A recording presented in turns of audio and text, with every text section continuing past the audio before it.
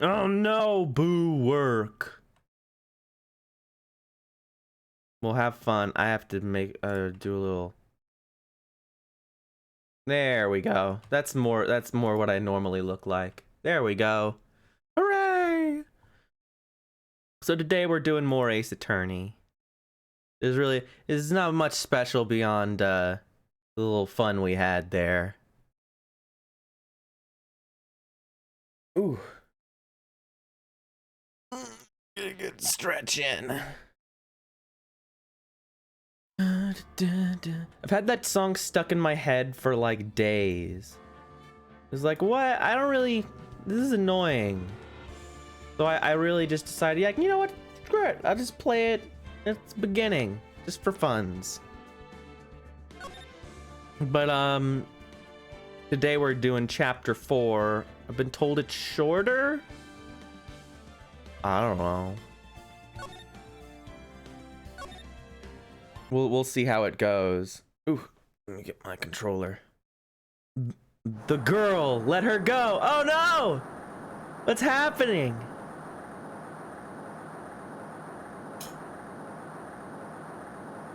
Who is it? Shut up. Come closer and I kill her. Sorry, but you're not going to get the chance. It was a little slower than I thought. Whoosh. What happened?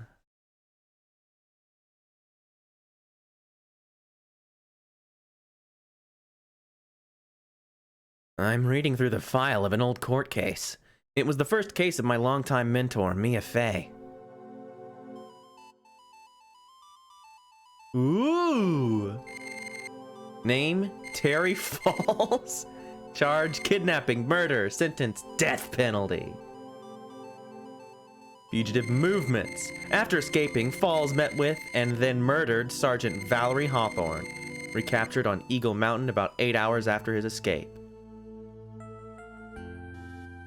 Her very first client was a death row inmate who had recently broken out of prison. And that was a whole year before Mia and I ever met.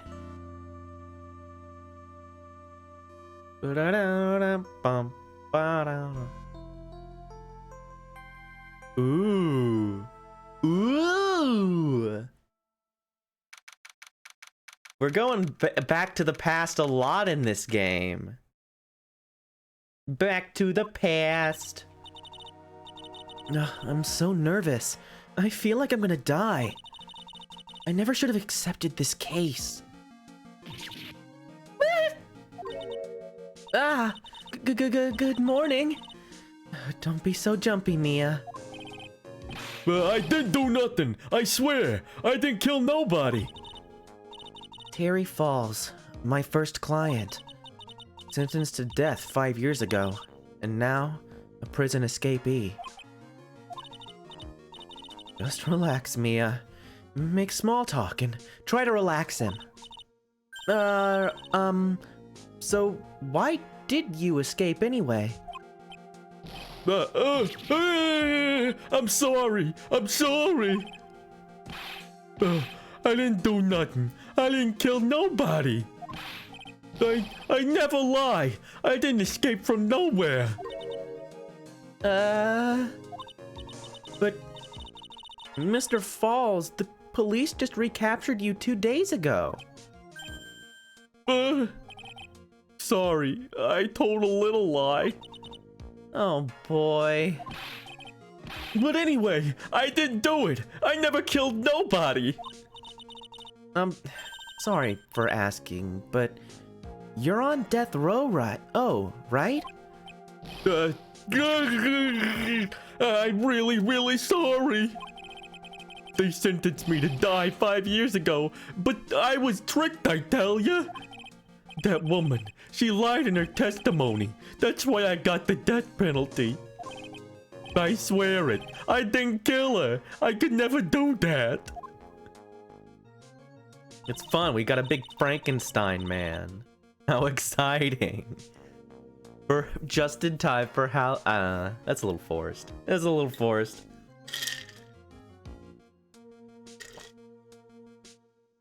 Yeah, this is gonna be fun. 2 days ago, he escaped from the police wagon when it crashed. Then, about 8 hours later, a policewoman was murdered before the police could recapture him. The police believed that Terry Falls did it. After you escaped, did you meet a policewoman? Yep, I did. She's the reason I escaped. So that much is true. He did meet with the victim. But I didn't kill her. She was alive when I left. She was alive. It's true. I can trust him, right? I mean, I should. Ha ha ha! You're not going to figure out the truth just by staring at the guy. Why are you here? I came to see how our little kitten was doing all alone in the big, scary lion's den. I thought maybe you'd like someone to play with. Where's Mr. Grossberg? Ha! That old man is probably still in bed. I bet he's clutching an empty bottle and mumbling in his sleep. Aren't I good enough? After all, it's me, Diego Armando. I didn't say... So, Diego Armando, the finest attorney at Grossberg Law Offices, is here for me? No. You've got it all wrong. Today, you're the finest. Yep, there he is. I'm glad that you steered me in the right direction there. It was a good it was a quality decision. After all, it took an amazing amount of guts to take this case. Imagine an escaped death row convict for a first client. Yeah, thanks. I wish I could get out of it, though. Relax. I just heard some good news. The prosecutor for today is fresh out of his diapers as well. Really? However, unlike a certain somebody who I won't mention, he's earned the reputation as a genius since beginning his law career. Genius? Well, it's about time to head in, kitten. Sharpen those claws of yours. It's go time! Stop saying that. Stop saying kitten. I don't like that. A solitary confinement cell for the condemned must be the world's loneliest place. And that's what my client ran away from. Every other lawyer gave up on him, but not me. When I saw those overflowing eyes and heard that simple, childlike voice, I just had the feeling he was telling the truth. Yeah, it's game time, baby. Luckily, Noah, these are all pretty easy voices today so far. I don't have, I should have got more water. I forgot to get water before I started, but... So, the court is now in session for the trial of Terry Falls, eh? That's the guy who said A. That's him. Now, I'll wait. If I need it, I'll get it, but I'll be fine for now. The defense is ready, Your Honor. The prosecution has been ready for a while, Your Honor. Well, I understand the lawyers for both sides are newcomers. Yes, Your Honor. I'm Mia Fey. Miles Edgeworth, Your Honor. Miles, oh no, Edgeworth's wearing Zero's outfit. Oh no, it's all coming together. So you're the new prosecutor everyone is talking about, eh? They say you joined the prosecutor's office at quite an early age. At 20, Your Honor. I guess our little kitten hasn't earned herself much of a reputation yet, eh? Eh? ¿Qué? I'm really excited. Come on, Mia. You can't lose. Not to someone younger than you. That'd be cringe. The young people running a trial. I'm not too sure how I feel about that, eh? Now then, the defendant in this case is currently a felon on death row. 2 days ago, he escaped from a police wagon. Is that correct there? Precisely. But the defendant is not on trial for escaping prison. On the day that the defendant escaped, a policewoman was murdered. So we're here to determine if Mr. Falls was responsible for her death? You got it, kitten. I really wish you would stop saying that. The Discord jokes write themselves. Well then, Mr. Edgeworth, let's hear your opening statement there. Yes, Your Honor. It was 5 years ago. The defendant, Terry Falls, was sentenced to death in this very court. His crimes were kidnapping, extortion, and murder. The girl he threw off the bridge was only 14 years old. A truly horrible crime. I remember it well. There was no decisive evidence, so the trial was long and protracted. Correct. But in the end, what finally decided the case was a certain witness's testimony. A witness's testimony.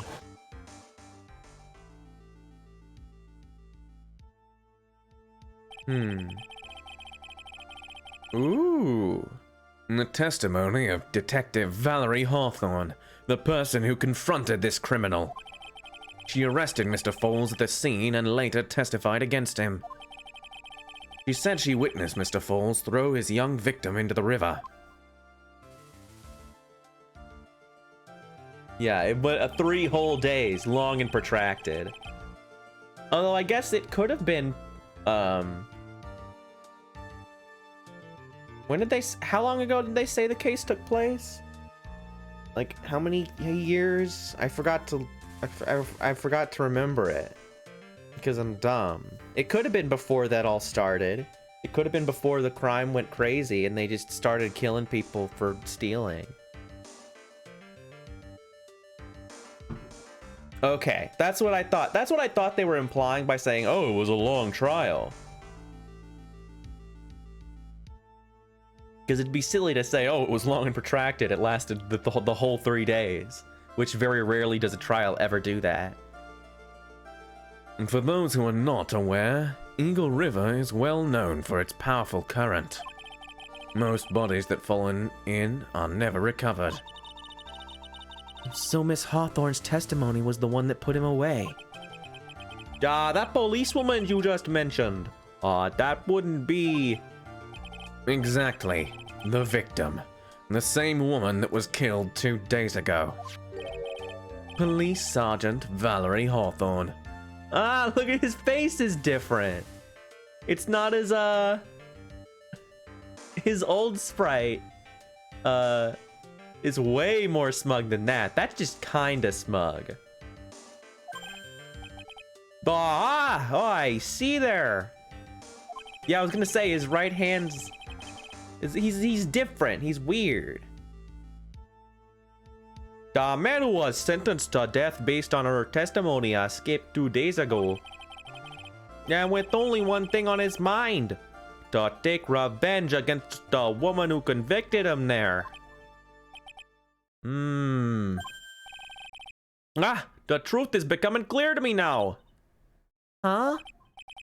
Yes. That's quite obvious that the defendant is guilty. Wait a minute, that's not right. At least hear the case before you decide on the outcome, Your Honor.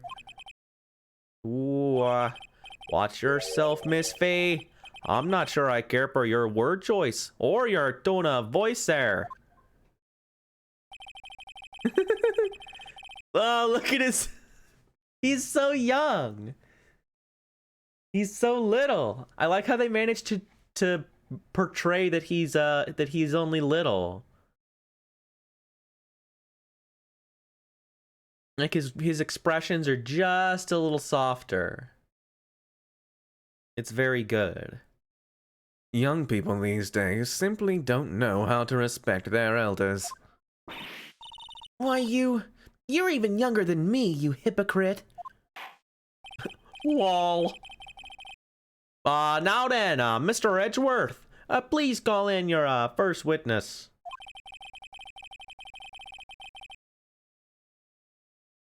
I called the detective who was in charge of the initial investigation of this case. Is it? There he is. Witness, state your name and occupation. Gumshoe, Dick Gumshoe. I'm the homicide detective in charge of the case, sir. The Bears. Oh, yeah. I finally got promoted to the detective division half a year ago. I don't believe anyone asked you about that. Hey, ma'am, you got any idea how much work it takes? What is it? You're really gorgeous. Excuse me? But no, seriously. My heart, it's aching for you. Detective, pull yourself together and try to be professional. Otherwise, I'll write you up on contempt so quick that something other than your heart will ache. Okay, I got it. Now, detective, tell us about the incident over there. Yes, sir, right away. The victim was Sergeant Valerie Hawthorne, a veteran of the police force. She was stabbed in the back with a knife and died from excessive blood loss. But that much is already stated in the autopsy report. The court would like to hear more details about the incident itself. Yes, sir, I gotcha. Okay, let's take a look at this aerial map of the area here. We'll fly on our aerial area rug. It's certain to keep us aloft. You can vary your view of the area from our aerial area rug. This is a sketch of Dusky Bridge, an old suspension bridge. And the river that runs under there is Eagle River. The victim and the defendant met there, on top of this bridge. After stabbing her in the back, the killer carried the victim back to his car. He was recaptured at a police checkpoint as he was trying to make his getaway, sir. His car? Like his car that he owns? I see. He's starting to sound a little bit like Jordan Peterson. He's gonna talk about the dominance hierarchy and cleaning your room. You know, it's very important. If you wanna be a good lawyer, you gotta, clean your room. Keep an orderly life. Was the victim's blood found on the bridge? The victim, Sergeant Valerie Hawthorne, was wearing a thick coat, sir. Unfortunately, no traces of blood were found on the bridge. Mr. Edgeworth, I warn you, I absolutely despise conjecture. If there was no blood on the bridge, then you have no proof that they even met there. Your Honor.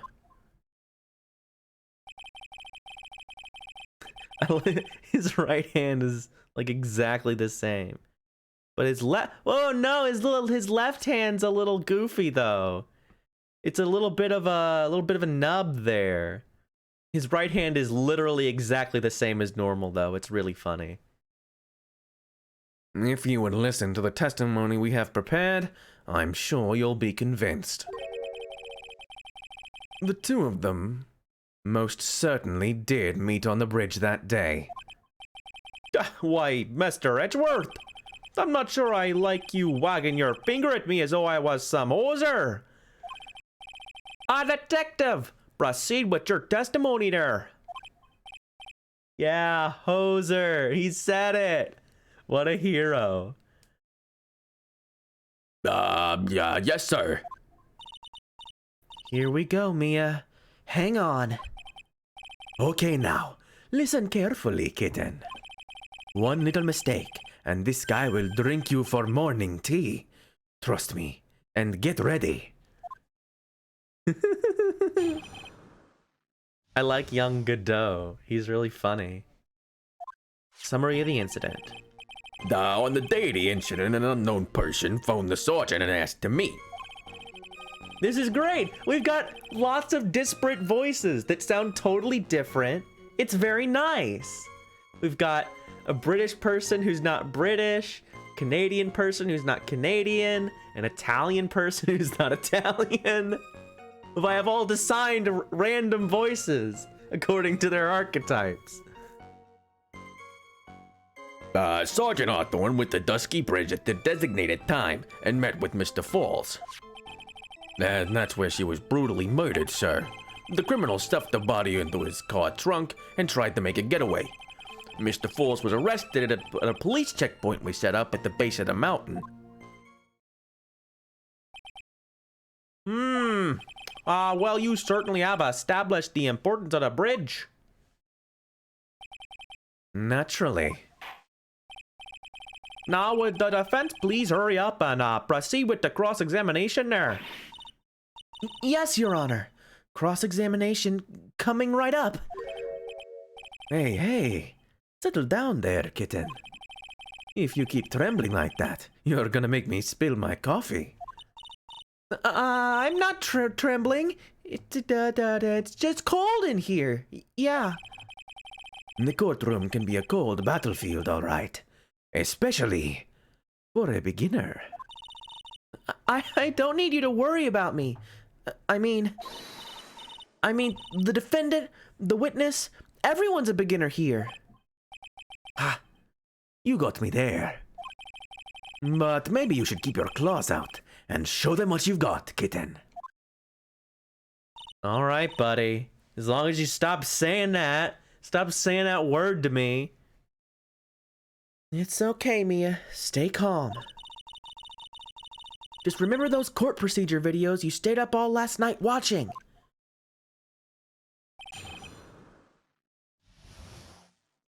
All right, Gumshoe.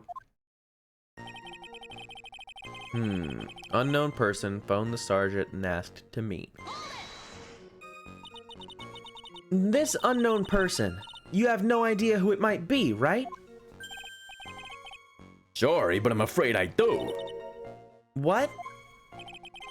The one who called Sergeant Hawthorne was the defendant, Terry Falls. What? The defendant called her. Sergeant Hawthorne was a very thorough person, sir. She left a note about a phone call with Mr. Falls. A note? Yeah, a top secret memo that she left in a desk. Written by the victim for sure? Okay.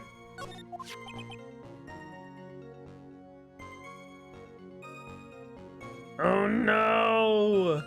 That's no fun. According to this note, it seems the one who called her to the bridge was indeed the defendant, Terry Falls. Whose bright idea was it to keep that note from me? Ha! Looks like the judge is even more sure of his verdict now. Listen up. Never ask a question if you don't already know the answer. It's that detective's fault. He's the one that said unknown person. Hey now, don't make that face at me. I just said it that way because the prosecutor told me to. Was that a trap? With that cute face, I didn't expect him to be so sneaky. Went to Dusky Bridge at the designated time. Alright. A bridge up in the mountains. But why meet there? Because it is a very important place to the defendant. That's why. What do you mean by that? If you remember, 5 years ago, the defendant kidnapped a young girl. He was chased onto a bridge, and it was there that he killed his hostage. And the place where all of this occurred is, of course, Dusky Bridge. The very place where Sergeant Hawthorne was arrested and handcuffed Mr. Falls. Excuse me. Ha! Returning to the scene of the crime. How nostalgic.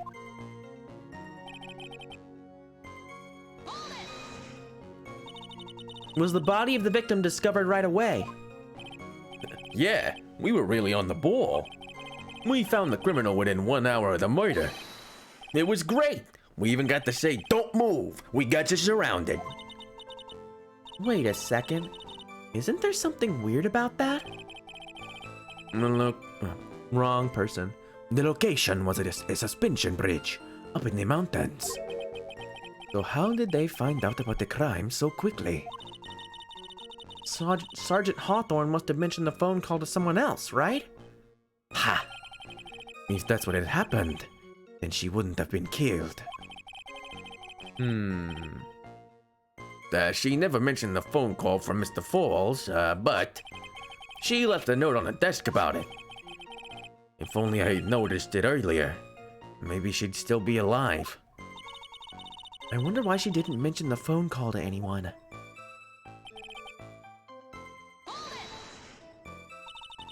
Mr. Falls had a car then? Well, that bridge is way up in the mountains, man. The defendant and the victim both went up there by car. I mean, how else, right? What? You mean the defendant drove his own car there? No, of course not. It was stolen. He stole it from a young couple that had been waiting at a red light. Car thieves. I'm not sure how I feel about car thieves. Is this guy sure how he feels about anything? This is a photo. Wrong, boys. This is a photo of the stolen car's trunk. Naturally, that's the body of Valerie Hawthorne in there. Whoa! That doesn't look too comfortable.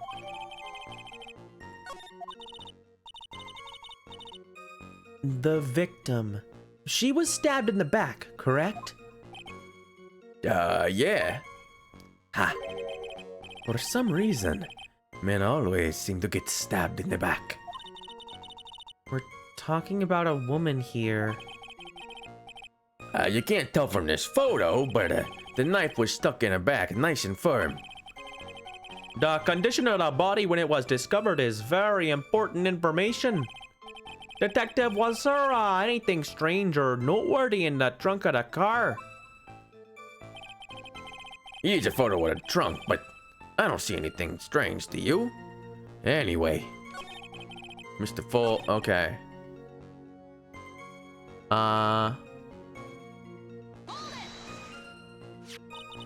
What did the defendant have to say about this photo? What he always says, ma'am. I didn't do it. I didn't do nothing. That's all he says. Nothing. But I wouldn't say he did nothing. At the very least, we know he stole a car. It's just what he always says, Your Honor. And then he always says, Sorry. I told a little lie. Oh, jeez, oh, man. Oh, jeez. You can't say that on TV. or, something like that. Well, in any case, it seems he was caught and arrested. Precisely. Mr. Falls was arrested at a police checkpoint. Okay. That certainly is some impressive police work. Well, no, actually it was way too close for comfort. We set up that checkpoint just after 5 p.m. We figured that Mr. Falls might just try to run. What do you mean it was too close for comfort? Ooh. And the two of them arranged to meet at 4:30 p.m. And it takes approximately 30 minutes to go from the bridge to the checkpoint. That was kinda close. Any later and Mr. Falls could have slipped right by. Listen up, kitten. There's a big trap waiting for you in that testimony. A trap? Walk into it carelessly, and it'll leave more than just a flesh wound. Fun, huh?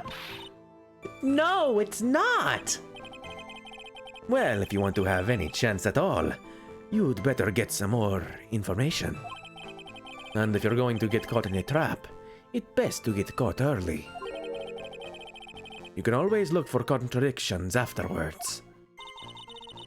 The ever-famous contradictions. I sure hope I can find some of those. Okay, so what do we have?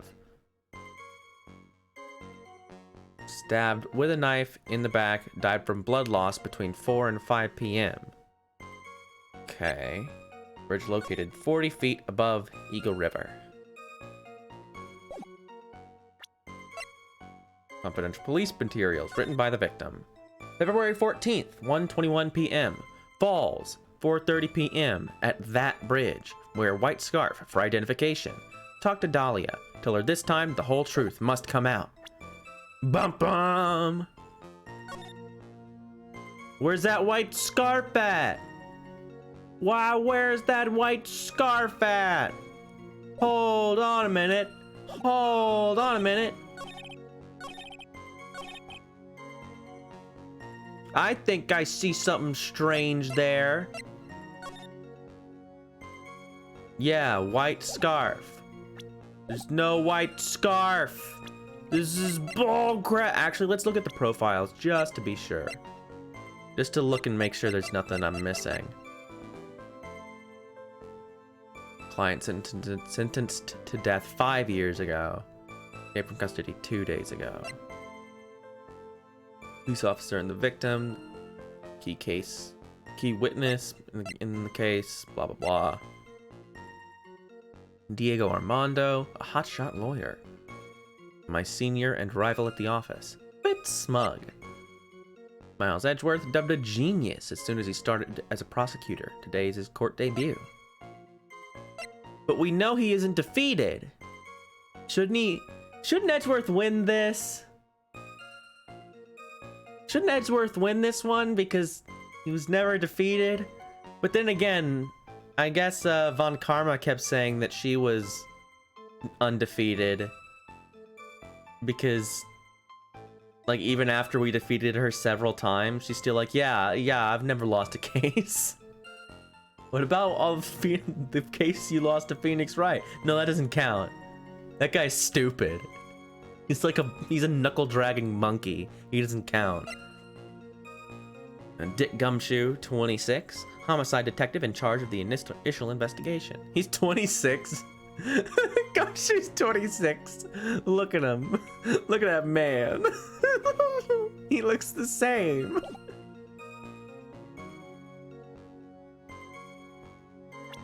Yeah, something should happen. I feel like something is going to happen.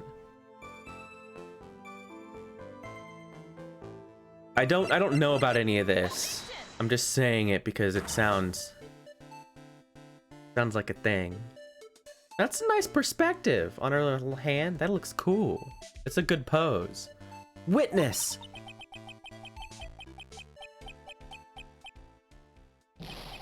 What is it? Do you have something to say, Miss Faye? I'm sorry. I totally forgot what I was going to say. This is the first time I've ever actually had to address someone like that. You should have practiced before coming to court. Oh, he's talking like Coach Z. Coach Z. Coach Z. Coach Z. Coach Z. I'm the baddest rapper in the land. I got more rhymes than fingers on your hand. That's not too many, but I got more. I got like maybe 3 or 4 score. Hey! Coach Z? Coach Z?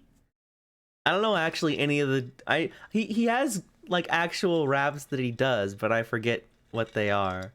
I don't remember them that well.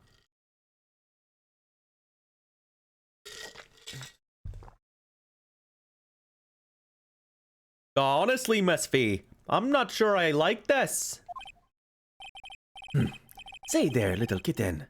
Want a piece of my coffee candy? Candy? Well, you're still too young to be drinking real coffee. Come on, Mia. Shake it off. You're a lawyer.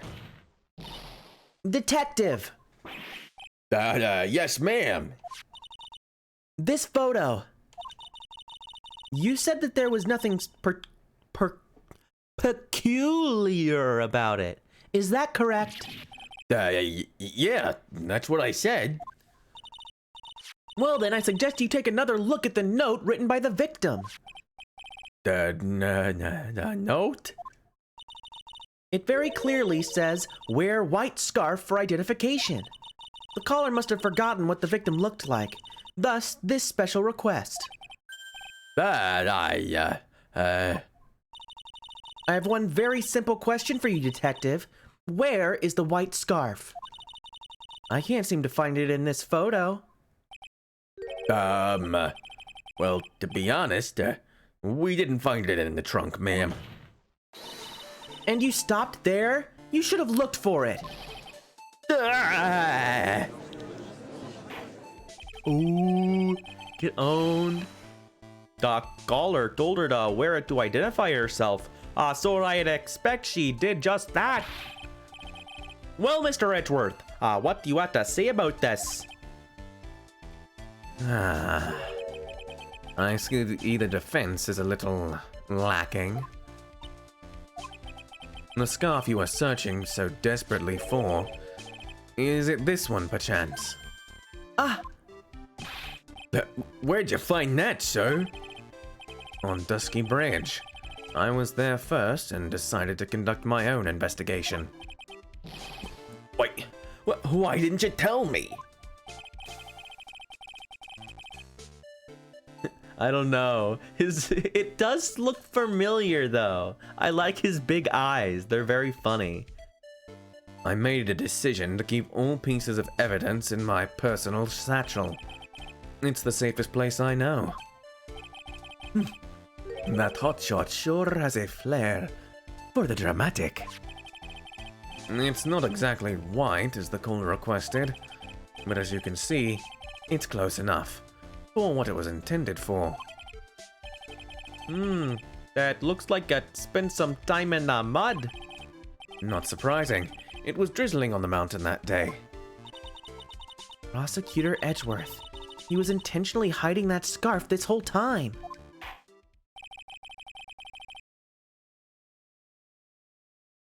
Yeah, I haven't done that. That doesn't exist yet. It doesn't count.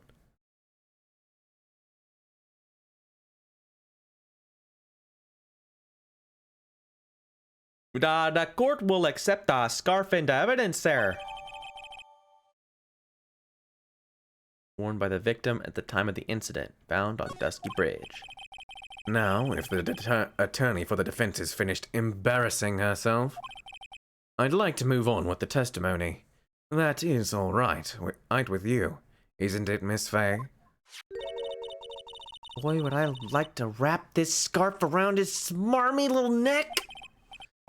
Very good. Now, if we're done with this mud-covered scarf business, the prosecution moves to establish conclusively, and with hard evidence, that Miss Hawthorne and Mr. Falls did indeed meet on the bridge that day. Further, we will show exactly what occurred there. That sounds quite promising. I can't wait to hear all about it. Everything is moving at his whim. Don't forget, kitten, there's a reason why everyone considers this kid a genius. A genius, huh?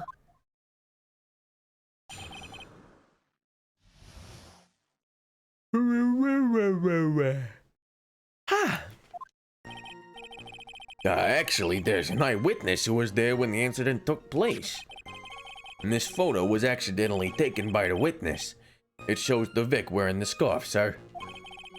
And it was drizzling on that day. Unfortunately, it's hard to see what's going on. Anyway, the criminal shoved the victim down from behind and stabbed her in the back. And that must have been when the scarf fell off.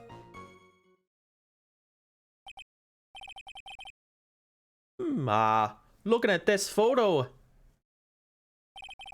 you really get the sense that this bridge is very high up. It is about a 40-foot drop from the bridge to Eagle River down below. Mr. Edgeworth, who took this photo there anyway? Let's just say it was a well-intentioned third party.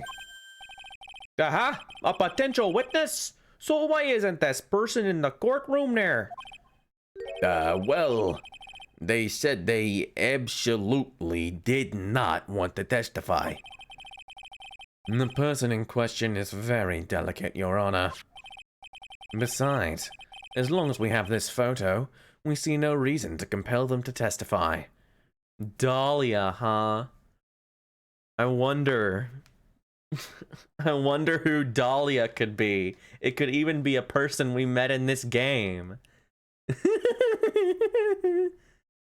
So yeah, okay. This is interesting.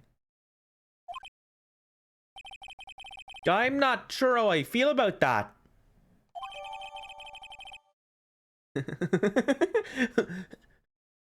But we'll subpoena you. No. It's just the yes face, but no.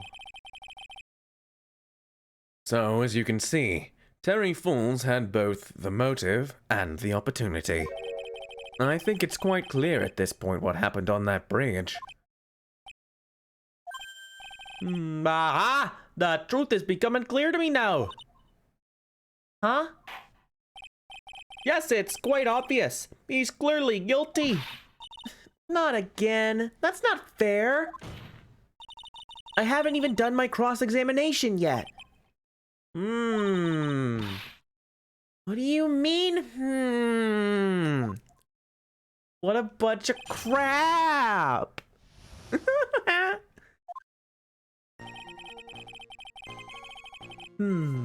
Really makes you think. Really nogs your joggin. Okay, there was an eyewitness. Who is this eyewitness? She's a college student. A female college student. That's right. Meaning she's female and a college student, ma'am. Yeah, I wonder. She doesn't do well in front of other people, so I came to testify for her. Maybe so, but as the attorney for the defense, I have the right to cross-examine her. For the time being, we're not relying on the witness's statements. That is all. What is that supposed to mean? The prosecution has other, more decisive evidence. Our case doesn't rest on the vague testimony of a female college student. Female college student, eh?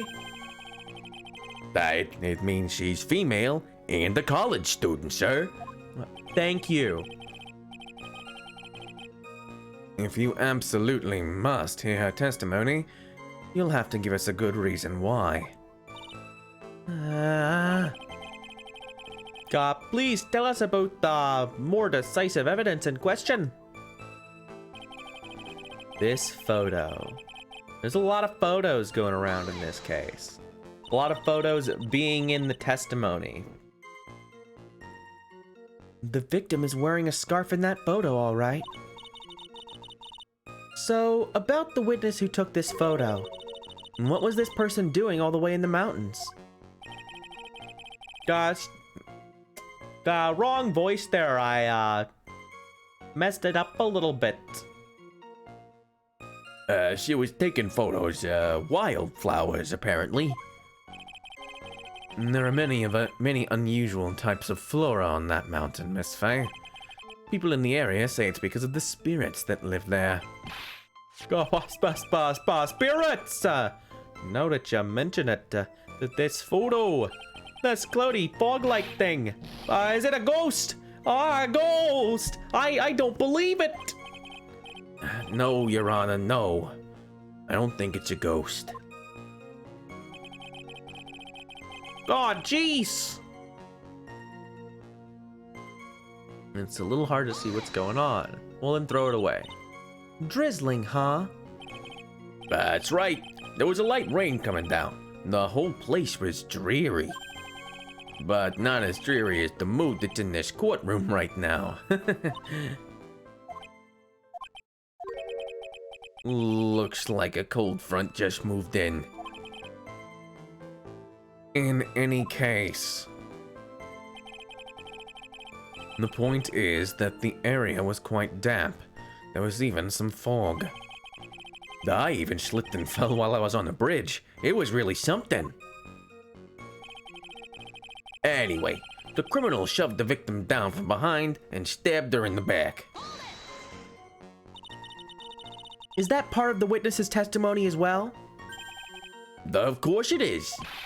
He pushed the victim hard in the back and she fell down right on her stomach. I remember that happening once myself. It was really brutal.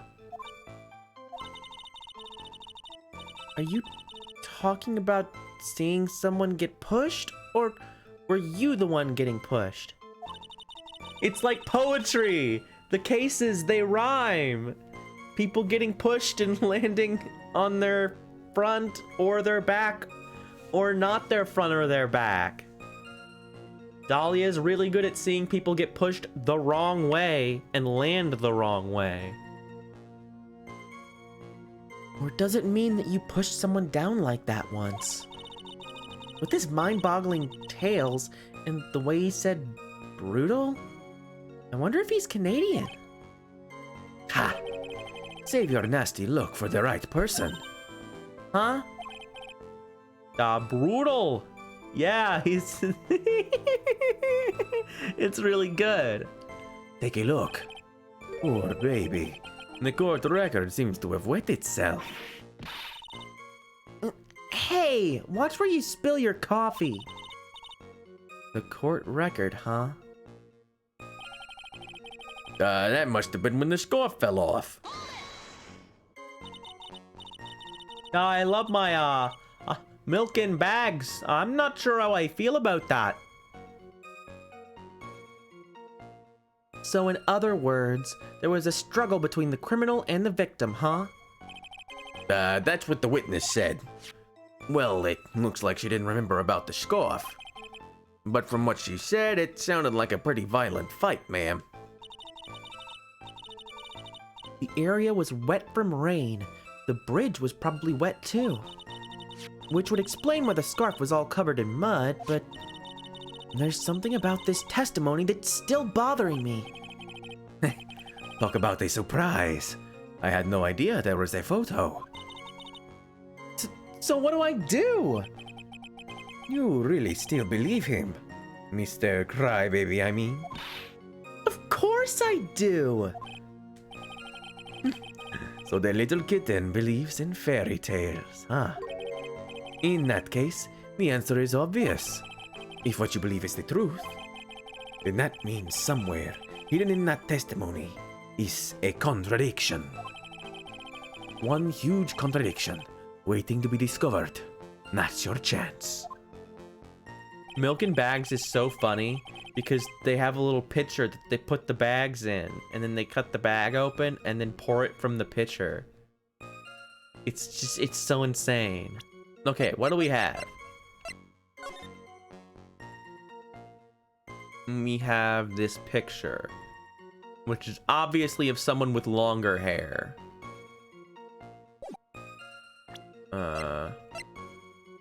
Let's check it again. Big thick coat.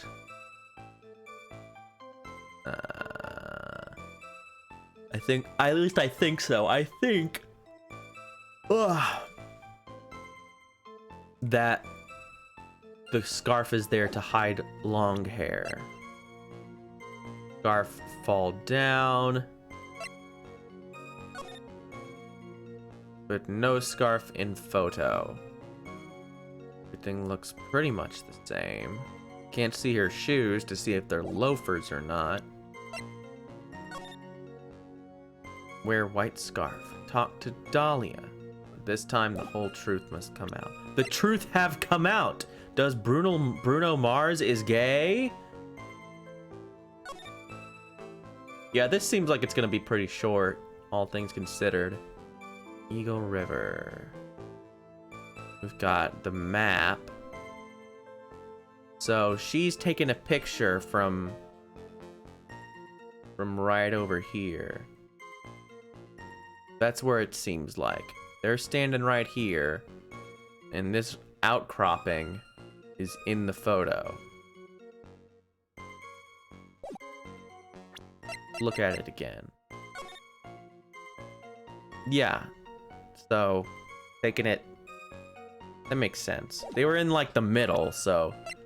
Nothing wrong there.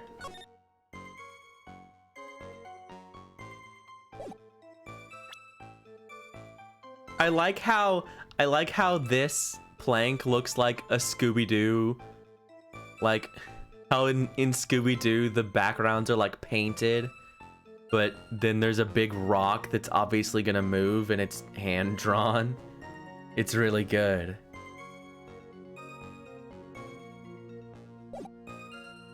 They're gonna step on it and it's gonna fall.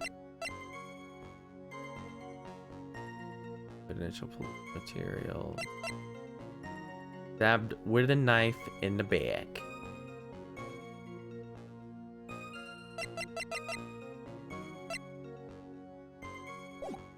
There's an eyewitness who was there when the incident took place. This photo was accidentally taken by the witness. It shows the Vic wearing the scarf. It was drizzling that day, unfortunately, so it's a little hard to see what's going on. Anyway, the criminal shoved the victim down from behind and stabbed her in the back. But they're facing each other. I guess they're facing each other?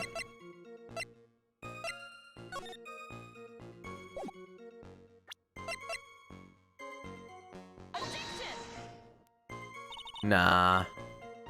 Your Honor, that statement contradicts the evidence. I'm sorry, but I think the only thing out of place here is that pointer finger of yours. That could very well be. Here, take this penalty here and try thinking things through again. He's sorry, yeah. What's the problem? Pointer fingers are made for pointing.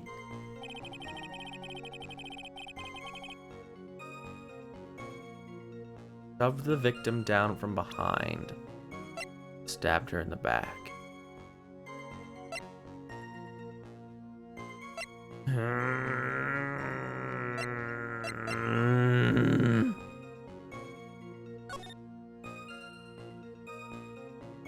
But like with what? It's like stabbed her how? He's got his big thingy, his big ball and chain. Yeah, my attorney's badge. It's brand new.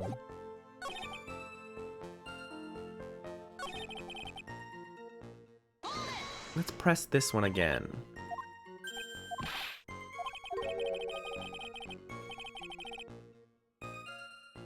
Helping brutal.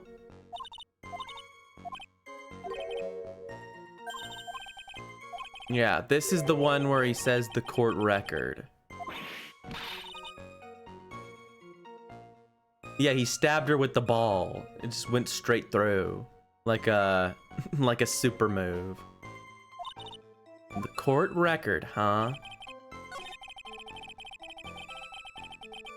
What's in the court record? Profiles?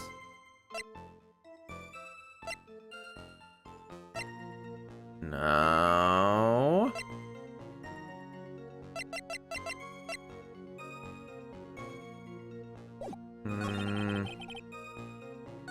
Okay, so what are the claims? There's an eyewitness who was there when the incident took place. I proved that there wasn't a witness. No. Victim was accidentally taken by the witness. It shows the Vic wearing the scarf. I could try and say that's not her in the picture. Let's look. It seems to be... I mean, the amount of buttons are different, but they might have just not drawn them. No, there's definitely not buttons on below the... Yeah, that's definitely different.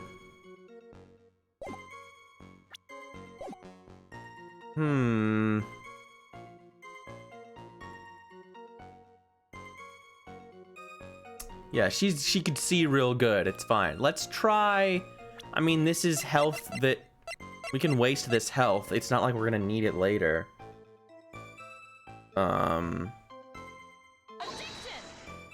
No. The fact that she's wearing the coat completely differently and that she doesn't look like the person in the photo? No.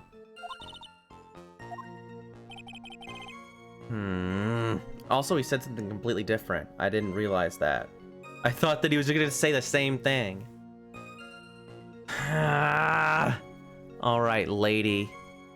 I mean, there's the hat, too. Where's the hat? There's no hat in this. This should have... The crime scene photo should have worked. Because there's no hat. I'm confused. I thought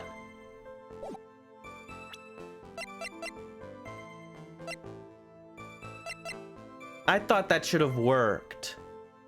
Don't you guys think that should have worked? Or did I accidentally press the wrong picture?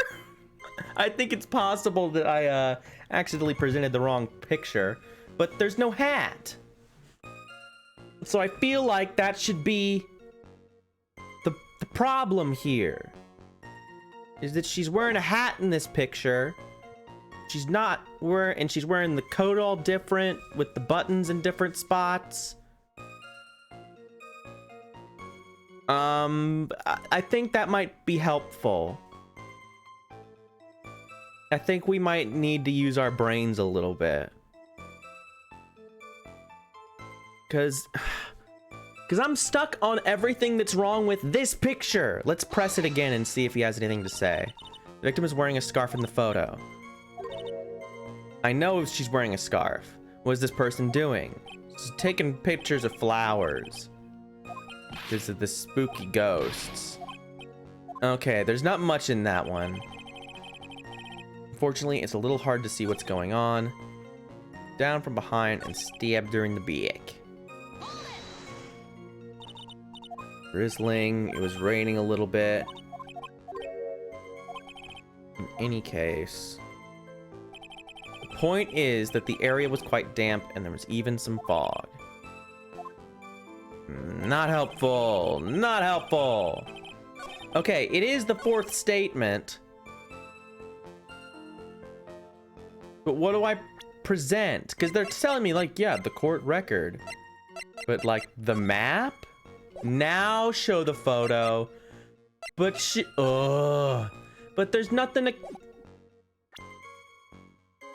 Oh, because there's no mud on the thing. Ah, there's no mud on her thing. Ah, that makes sense. I was jumping around. I had focused on a completely different problem with this entire testimony.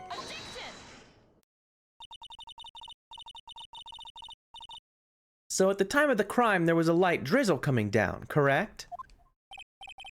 Yeah, and fog too. Just a generally soggy atmosphere. Well, I have evidence that doesn't go with the soggy atmosphere. But this is a photo of the victim's body that was found in that car trunk there. It was like Silent Hill for real. Me when I see fog, nice reference to Silent Hill. Based. That's me in real life. James Sunderland should be the next He's Just Like Me for real. Also, I can't remember. I can't believe I just remembered his full name off the top of my head. I cannot believe that. He should be the next Driveman. He should be the next Sigma male. He's just like me for real. Considering the conditions at the scene of the crime, something isn't right. Well, by all means, please enlighten us as to what isn't right there. Well, there are several things that are problematic, but mostly it's her entire body is not wet. There's no hat on her. Naturally, the answer is right here. The victim's coat, as far as I can see, there is nothing strange about it, eh? That's exactly what's strange. Recall the testimony. What were the conditions on the bridge that day? It was drizzling and foggy. Dusky Bridge was all wet. If the victim really had fallen down on her stomach on top of the bridge, then the front of her coat should have been covered in mud. That's exactly right there. The other day I fell on a muddy street. The other day. A couple of hockey players come up to the stall the other day. The other day I fell on a muddy street there and my gorgeous playoff beard was befouled. I do admit that the crime scene was quite wet that day. However, that doesn't mean that the top of the bridge itself was muddy. If your honor had fallen in the shower instead of on a muddy street, your glorious hockey beard, pride of the legal league, would be wet, but not muddy. Fortunately, I have yet to test that. Still, your point is well taken. Can you prove that the surface of the bridge was muddy that day? The surface of the bridge, huh? Ha! A real man wouldn't stand for a taunt like this. Neither would a real woman. Of course I can. Here's the evidence that proves the surface of the bridge was muddy. The scarf! The evidence is this scarf. Ah! It should be obvious. If the scarf fell onto the bridge and got this muddy, it means that the bridge was obviously covered in mud. No, I can't be outwitted by this novice bimbo. Hey, same to you, buddy.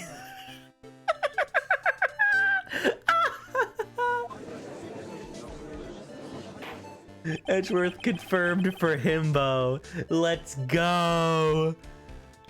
I like how they're both like, this person's really pretty. They can't help it. Miss Faye's assertion makes perfect sense to me. I also think that Edgeworth is a himbo. I object to that. That's bullshit. You can't just say that about me. I know many things about law and legal things. I do admit that there appears to be a contradiction between the condition of the victim's coat and her scarf. However, the real question is, why is there a contradiction? I'm not stupid. Utter buffoon. Huh? For every contradiction, there exists an explanation. Let's look at what the explanation in this case may be, shall we? All right. It's not like he's really giving me a choice here. Ha! You're doing pretty well. For a little kitten. Kitten Ita? I don't know. Mr. Armando. No matter what he says, a contradiction always comes down to a lie. It's either the victim discovered in the trunk, the witness's photo showing the defendant and the victim, or the witness's testimony that stated she saw the moment of the murder. Just relax and think it over. It's pretty simple, isn't it? The false evidence. It's one of those three. Or it's all three of them. What you said just now. I'm not sure I like that. That wasn't me, Your Honor. It was the copy aficionado over here that said it. Blah, blah. That's crazy. This court is not in the habit of accepting false evidence, you know. Blame it on him, Your Honor. He's the one trying to slip false evidence into court. But we won't let him. We'll expose his evidence as the flimsy scam it really is. Yes! The false evidence in this case is...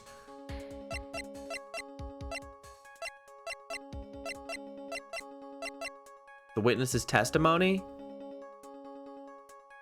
Fake body. Yeah, that's fake body. The witness, it's a real photo.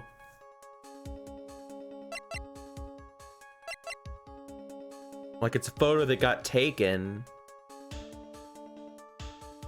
Even though, you know, the body was put in the trunk by someone else, which, I don't know. What's the criteria for false evidence?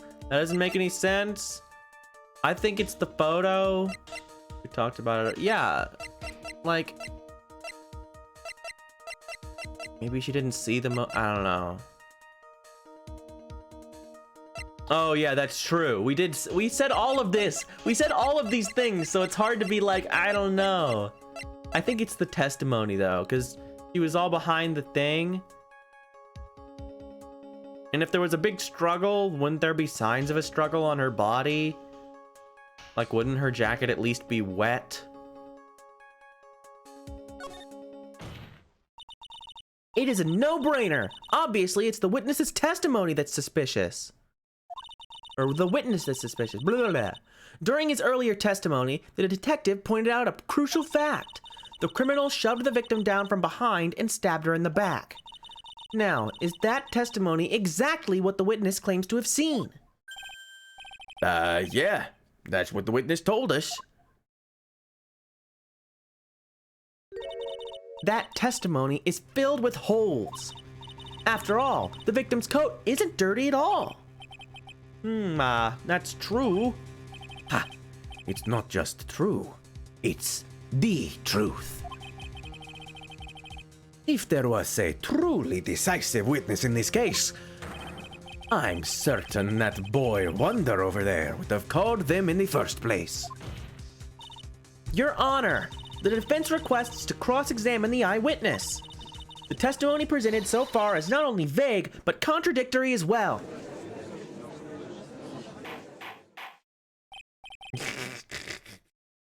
It's fine. It's fine.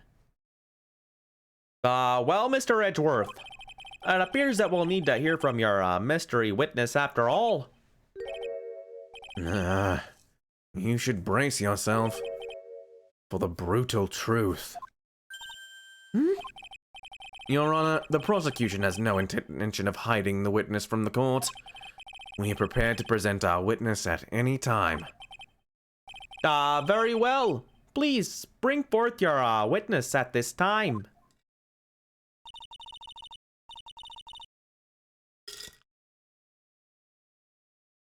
What Mr. Edgeworth said kind of worries me. What does he mean by the brutal truth? Ba, ba, ba. Now let's proceed with the testimony there. Mr. Edgeworth, please go right ahead.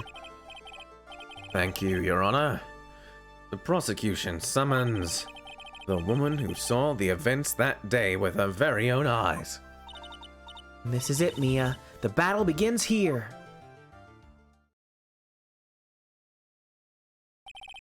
Witness, what is your name and occupation? Bum bum.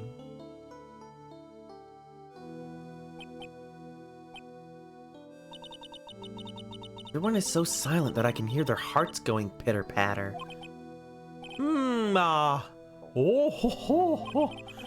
I look at you, how can I put it?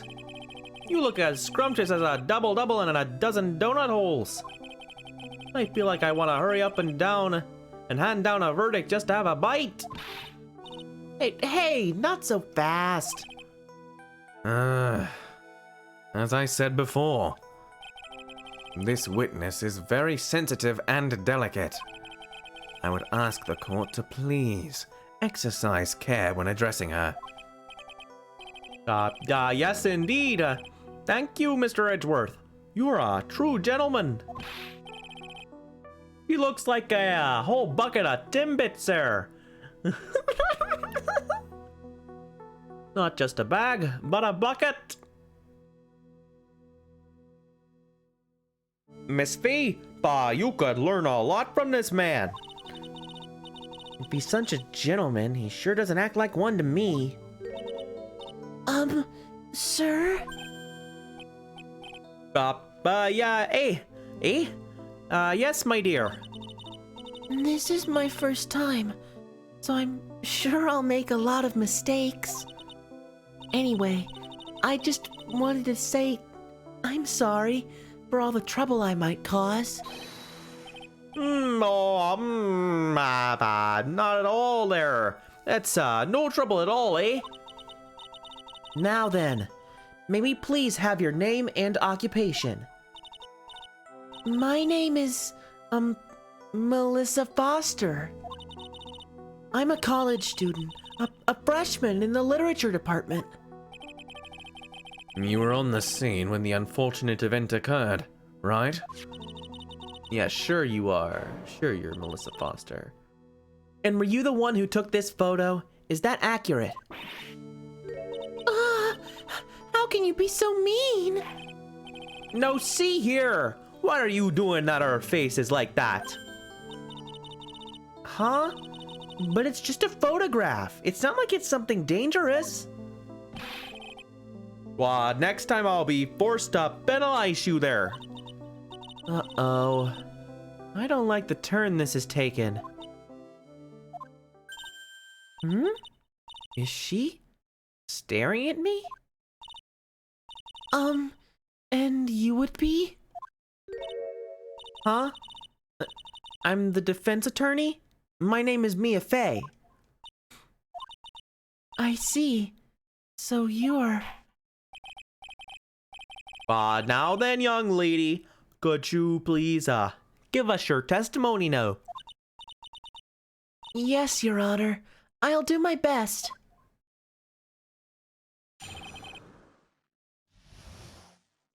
All right, Dahlia. We know who you are, Dahlia Hawthorne. I was using my camera to take some pictures of wild flowers. Then I noticed there were two people standing up on the suspension bridge. Suddenly, they just started fighting. That's when I hurried and took the photo that shows the crucial moment. And right after that, I called the police.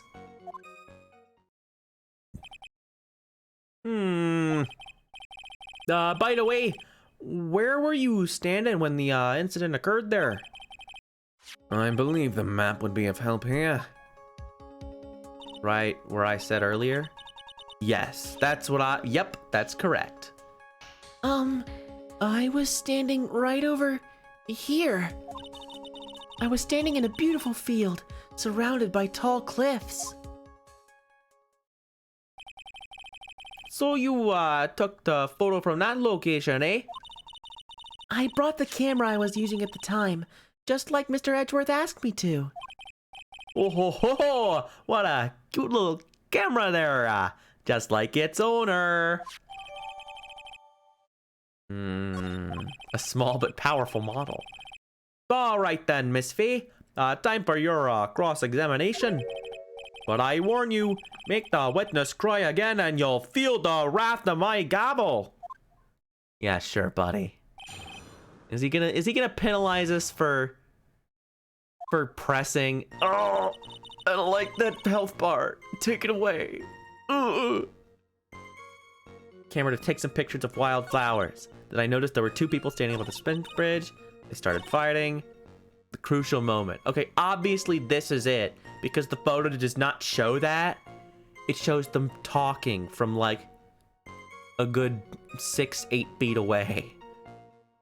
So I'm gonna press this, and if I get hurt, well, let's be real, if I get hurt, I'm gonna reload, because that's bullcrap. Why did you take a photo? Well, the two of them were really going at it. Ever since I was a little girl, I always wanted to be a news reporter. I guess that part of me just kind of took over. Smells like a lie to me. Yes, I understand completely there.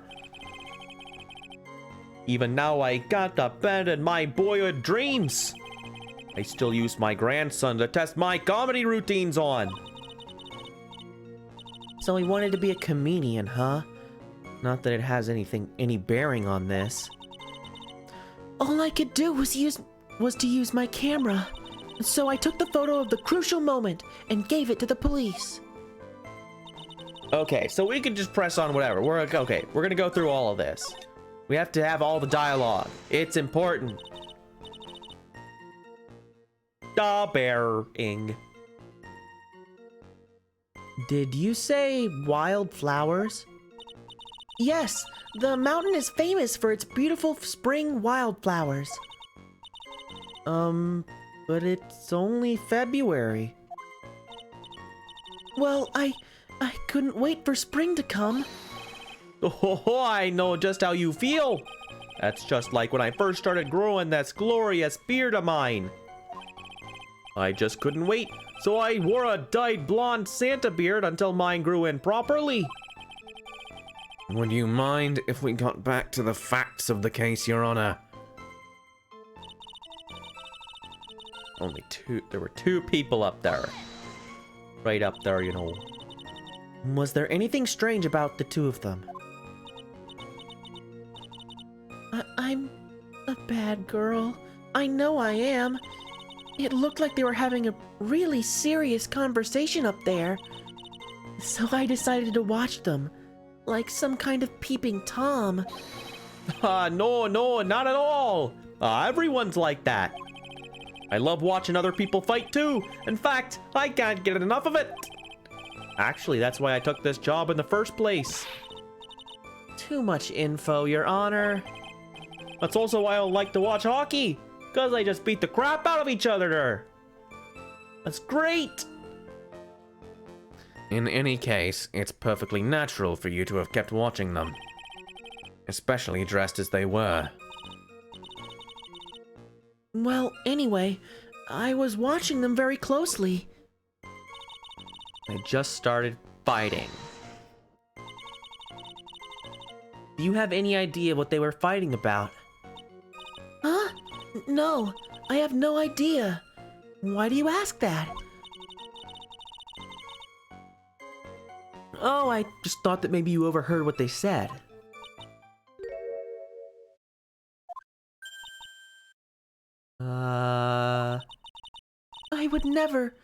I would never eavesdrop. I've got more class than that. That's right, Miss Fee. Don't drag the witness down to your level. You just said that you wanted to, though. That you came over and watched them. Right after that, I called the police. You called the police? Yes, because it looked to me like the murderer was gonna try to escape. We were already moving before the call even came in. Thanks to the victim's note, we'd already started our operation. That was certainly tough luck for the criminal, eh? If Terry Falls isn't the criminal, there must be something strange in that girl's testimony. Be careful, kitten. That girl has the judge wrapped right around her little finger. You're going to have a tough time poking holes in that testimony of hers. You're gonna have to come up with something really good, Maya. Mia, sorry, wrong person. Took the photo of the crucial moment. We're just gonna start saving because we're at rough health.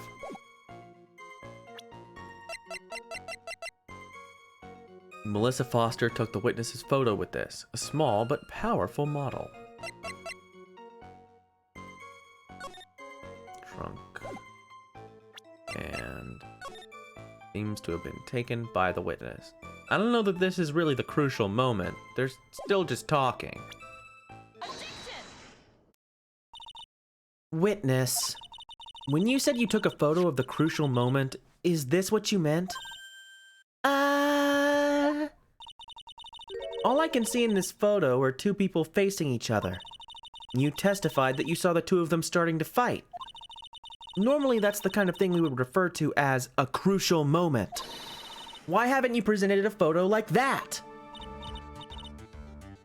Well, you see... The photo we presented was the only one there was. But if you really wanted to capture the crucial moment, then what happened next? You must have taken a photo of it.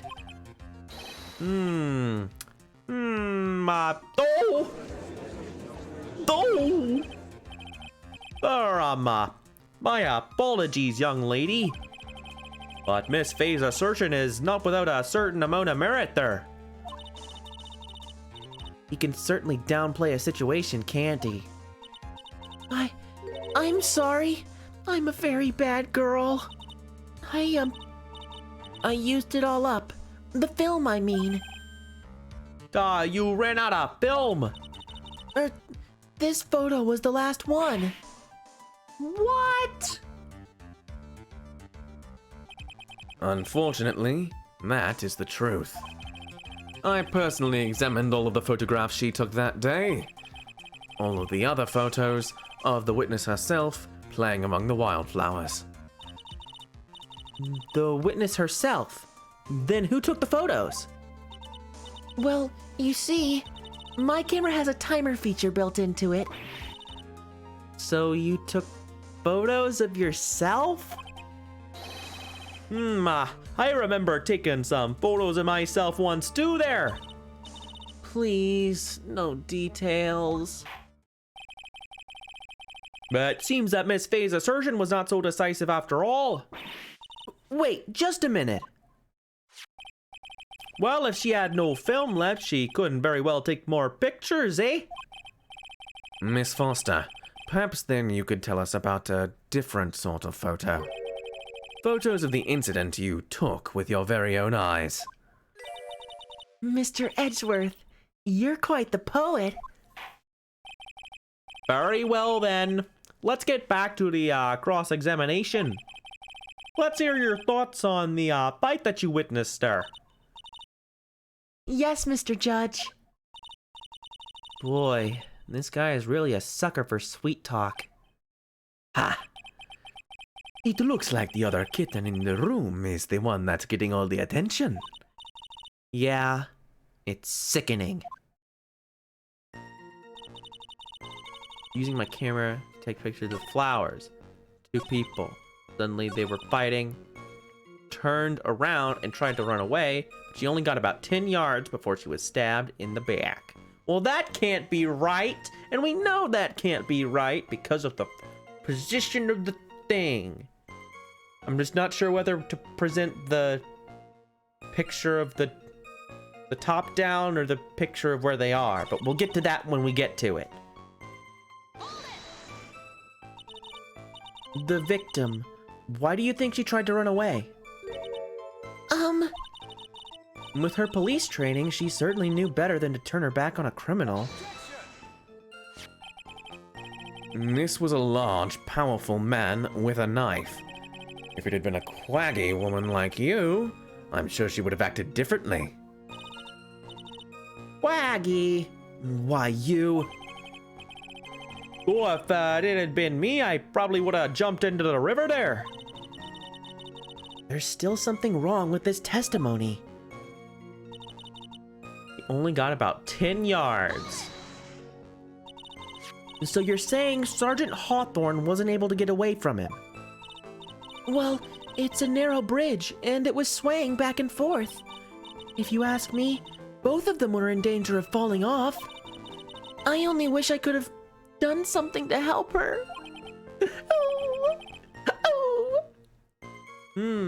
Well, that seems to make some sense there. I wonder about that. Something seems kind of off.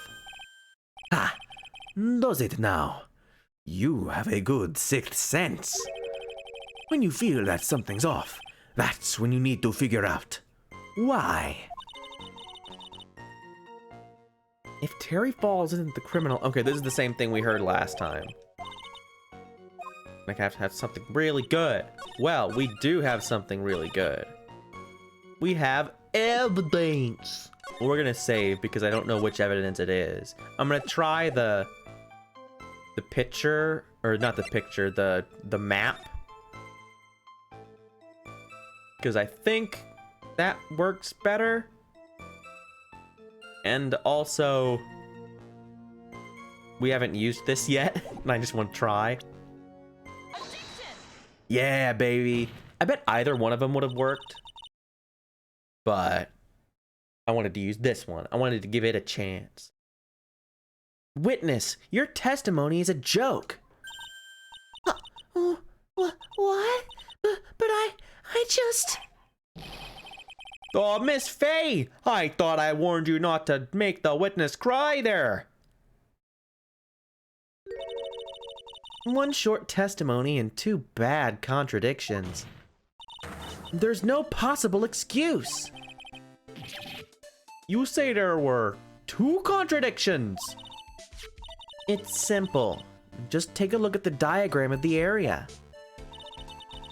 According to her testimony, the two of them were in the middle of the bridge. But if they were, and the victim had turned around and tried to run, well then, She would have hit a dead end. you said 10 yards, but she couldn't have ran even 5. Because Dusky Bridge is collapsed on that side. What? Oh no! Charlie! Yo, poutine. That sounds so good. I still never had it before. It sounds yummy. What does all this mean there? It's very simple, Your Honor. This charming little witness told a charming little lie. That's all there is to it.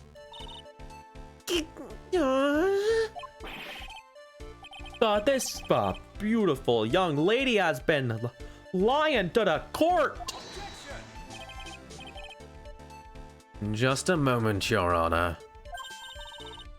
Mr. Edgeworth. Your Honor, allow me to personally apologize for the confusion. What do you mean there? There's one major mistake in this diagram. What did you say? What are you referring to then? It's all because this diagram was made after the incident occurred. It's a very old bridge. You couldn't find any official blueprints of it. So you're saying... I'm saying that even though the bridge is currently in disrepair, there's no evidence that can prove the bridge was broken during the incident.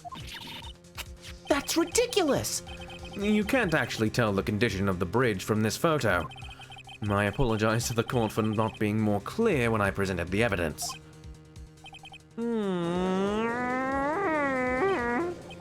Ha! That guy is good. Huh? What do you mean? He planned it from the beginning. He's a genius, all right. That diagram of the bridge was his insurance policy. What? That coward! Well, Miss Faye, it seems that you've once again made a reckless accusation. I'm so sorry.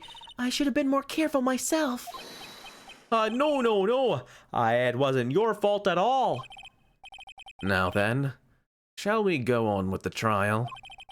I'd like to establish, once and for all, what it actually was that the victim saw. Indeed. All right, young lady. May I ask you to please proceed with your testimony? But it's so hard to go on. We're all on your side, Miss Foster. Mr. Sarasus? Sus? Little sus? There's no need to worry. Just tell us what you saw. Yes, sir.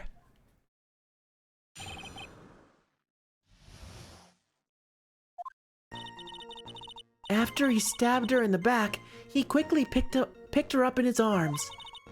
Then he carried her over to the car. I suppose that was the only way he could make sure the body stayed hidden. He couldn't just leave the body on top of the bridge. Oh, I'm sorry. I'm only supposed to talk about what I saw. Witnessing such violence must have been difficult. Yes, sir. I'm still shaken up.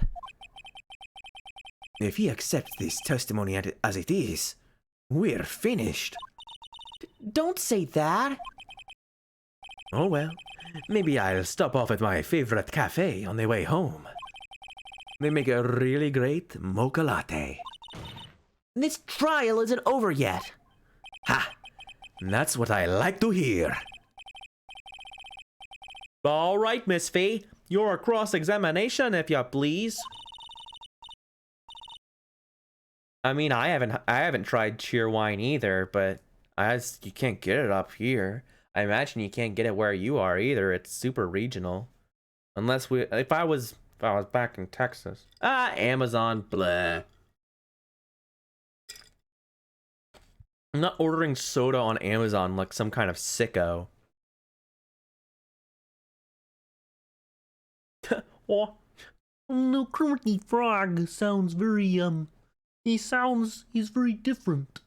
Kermit Frog sounds, like this. He does sound, a little, Wisconsin, though, eh? I do see what you're saying, though. Oh, God, help me, Jesus! Oh! And then cue the gif of him falling off the building. Oh my god. The contradiction is staring you right in the face, Mia. Go on the attack! Yeah! We got this. We can kill this lady. We can kill her so that she doesn't appear in the future. We'll change the timeline. He quickly picked her up in his arms. Are you saying that the victim didn't fall down on the bridge? Actually, maybe she... Of course she didn't fall down on the bridge. If she had fallen down, this photo wouldn't make any sense. But she said You, witness, you said earlier that he pushed her down. Then she fell on her face. You said that. Gumshoe said it for you. You're contradicting yourself now. That's bullcrap. Snake, no! You'll create a time paradox. Oh, Snake, you can't do that. It'll be Godzilla's 30th anniversary in 30 years, or whatever. If that was the case, her coat would have been all muddy. If you don't mind, I was asking the witness. No need to be so rude. Well, young lady. Of course she didn't fall down. The man in the prison uniform grabbed her before she could. Ha! We're one step too slow. And then, what did the defendant do after that? Defendant is a hard word. It's a hard word for me. Raiden, remember when King Kong climbed the World Trade Center?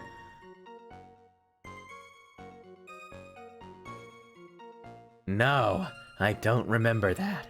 You're insane. Oh, wait, whoops. He carried her over to the car. Are you sure? You personally witnessed that. Yes? Did anything strange happen when he did that? Well, I don't know if you'd call it strange or not, but that's when the victim's scarf fell off. You mean this scarf there? Her words match what we found at the scene. I don't see any problem. I suppose that was the only way he could make sure the body stayed hidden. You mean the defendant carried the body all by himself? Yes?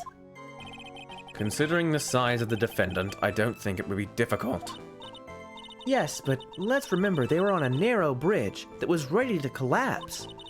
Is it even possible for him to have carried a dead body on a bridge like that? Well, the fact of the matter is that he did.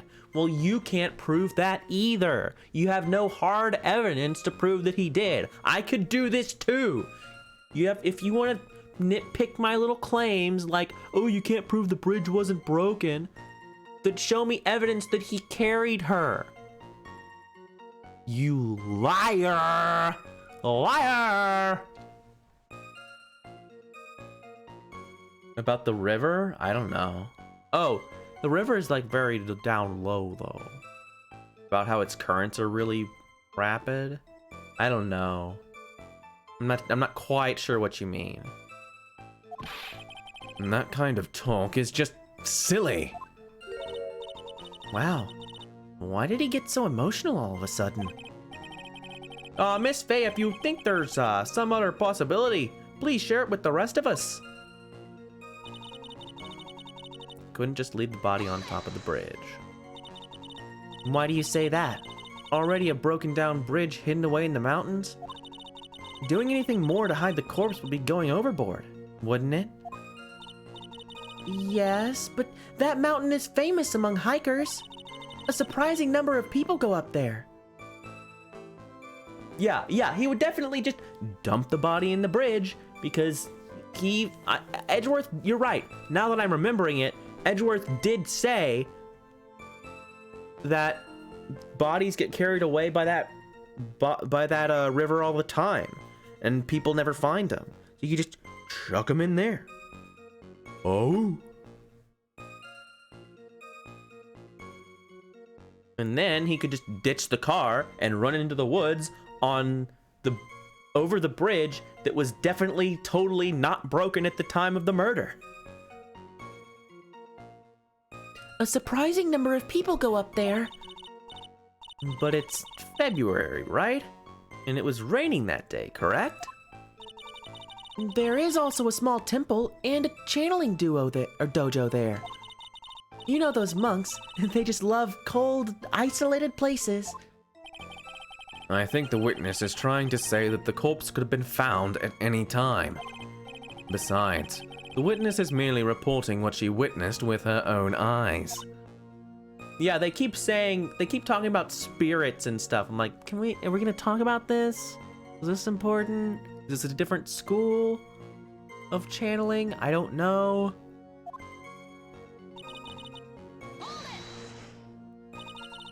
And you're absolutely certain that it was my client who was carrying the body. Well, he was wearing a prisoner's uniform, but as for his face... So you're saying you didn't get a clear look at his face there? Well, they were far away, and it was raining as well. I thought I was only supposed to say exactly what I saw. Well, excellent. You're a remarkably honest young woman. Something about this testimony is bothering me. But what? Hey, kitten. Have you ever put salt in your coffee? No. Why would I? Why not? Huh? It may actually go better with coffee than sugar, right? Listen, my point is that if you're not sure, you might as well add a ton of salt to it. It might bring out the rust in something, like a piece of evidence. He's right, Mia. Go present something. You've got nothing to lose. By the way, I wouldn't put salt in my coffee. The two don't go well after all.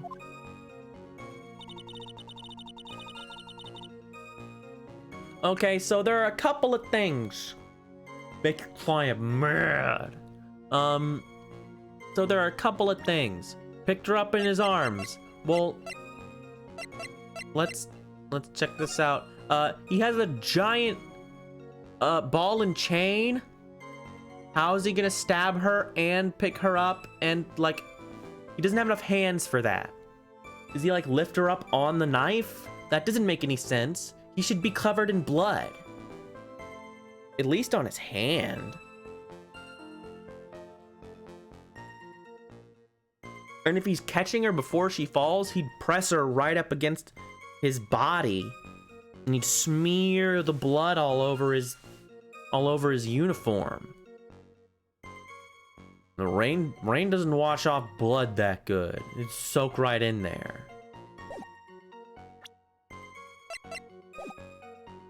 And then we have he carried her over to the car, which is clearly bullshit because you can't see the car. And so I think this is the more obvious one, but I just want to say that this statement is also nonsense. And this statement is also nonsense because he could have just thrown the body overboard. But, you know, that's not a claim about what actually happened. It's prescribing motive, which is also something that a witness is not allowed to do. That'd be a big objection. You just strike that right from the record. Carried her over to the car. Well, that's wrong. What? This evidence... Don't ask me to confirm your facts. Sorry. Let's make this a memorable occasion with a penalty. Oh no! That's bullshit. You can't see that. You can't see me. I thought that was a shoo-in. Also, that scale is terrible. That 5-yard scale, that's like totally wrong. That car is not, like, I guess it could be. I guess, you know, I guess 15 feet isn't that long. That feels like a big car.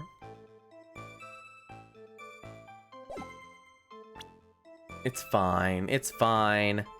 We're not gonna worry about it. We're not gonna worry about how kind of weird that is. Carried her over to the car.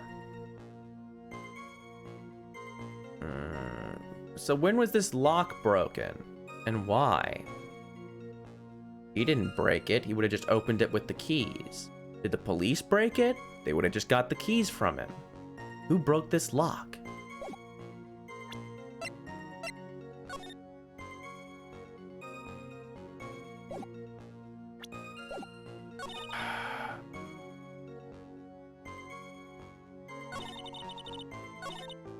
Yeah, maybe... Yeah, the only way he could make sure the body stayed hidden. But that's not true, because there's a giant lake below him. There's so much wrong with this testimony, and there's so much that she contradicts herself on. Let's try this. A killer not wanting his victim to be found. I can understand that. However, the idea of moving the body for that purpose is clearly odd. There was a much easier way to make sure the body wasn't found. What is it? Take another look at the map of the area, and you'll see how. There's a river right below the bridge. Earlier, Mr. Edgeworth pointed out something interesting about the river. Is that it's really strong, and you can't see no bodies. Bah! In the kidnapping case 5 years ago, the victim's body was carried away and never found. If 10 murders were to occur at the same spot above the Eagle River, you can bet your boots that every other killer would have tossed the body in the water. Order! Order! Order there! Nobody, nobody, nobody, no. I'm not sure if I care for the way you put that, Miss Faye. But I must admit it does seem odd not to have thrown the body into the river. Oh. Well, Mr. Edgeworth. How sad. Perhaps Miss Faye would do well to try taking a dip in the river herself. After all, you claim to be such an expert in the ways of nature. What are you talking about? My point is that no matter how odd you may find the killer's method of body disposal, the fact is this is what the killer did. None of your arguments have anything to do with what the witness saw. Well, I tried to talk about what the witness saw, and you said no. So,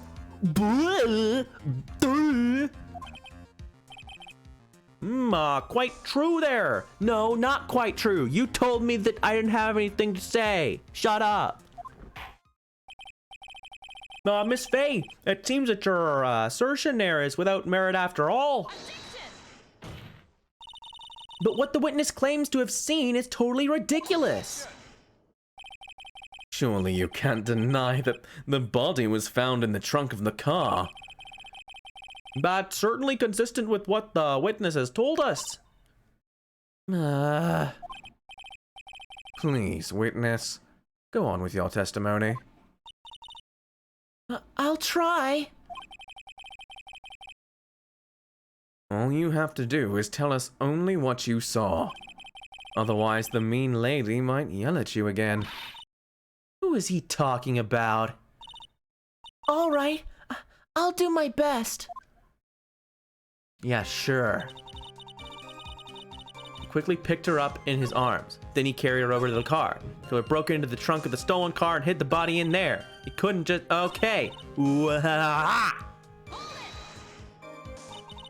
What did the man do then? Well, naturally, he got in the car and was about to flee. That's when I came to my senses. I said to myself, you have to call the police. And so that's when you called the police. You're sure that you saw all that with your own eyes? Yes, I'm 100% certain. Okay, here we go. Now it's time to save. She's 5'1". She's so small. Present. Right. I'm like, what am I doing again? Wrong. That's wrong. I'm sorry. But I've heard a lot of wrong things in my life, and that is honestly one of the most wrong. Frankly, I'm impressed that someone could be so wrong.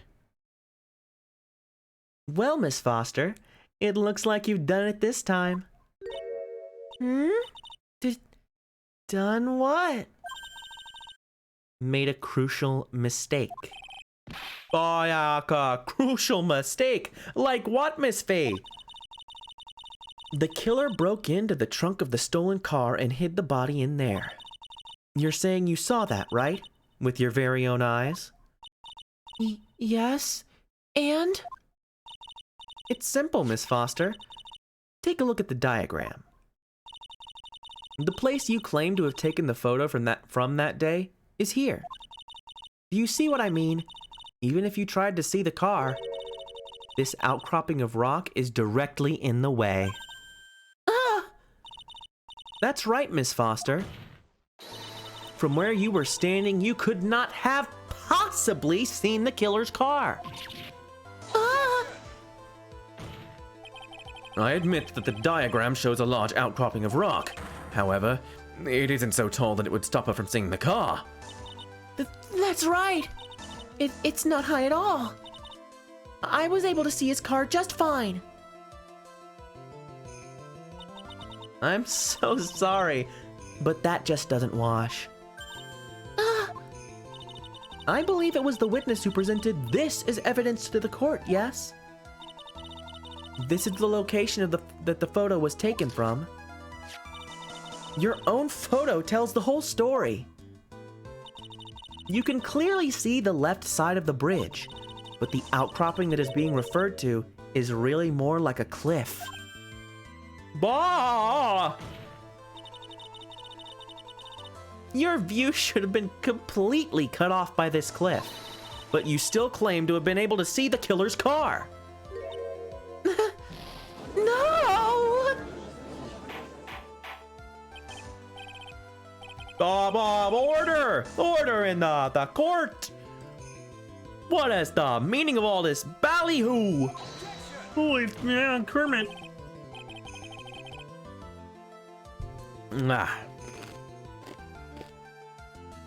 Your Honor, don't jump to any hasty conclusions.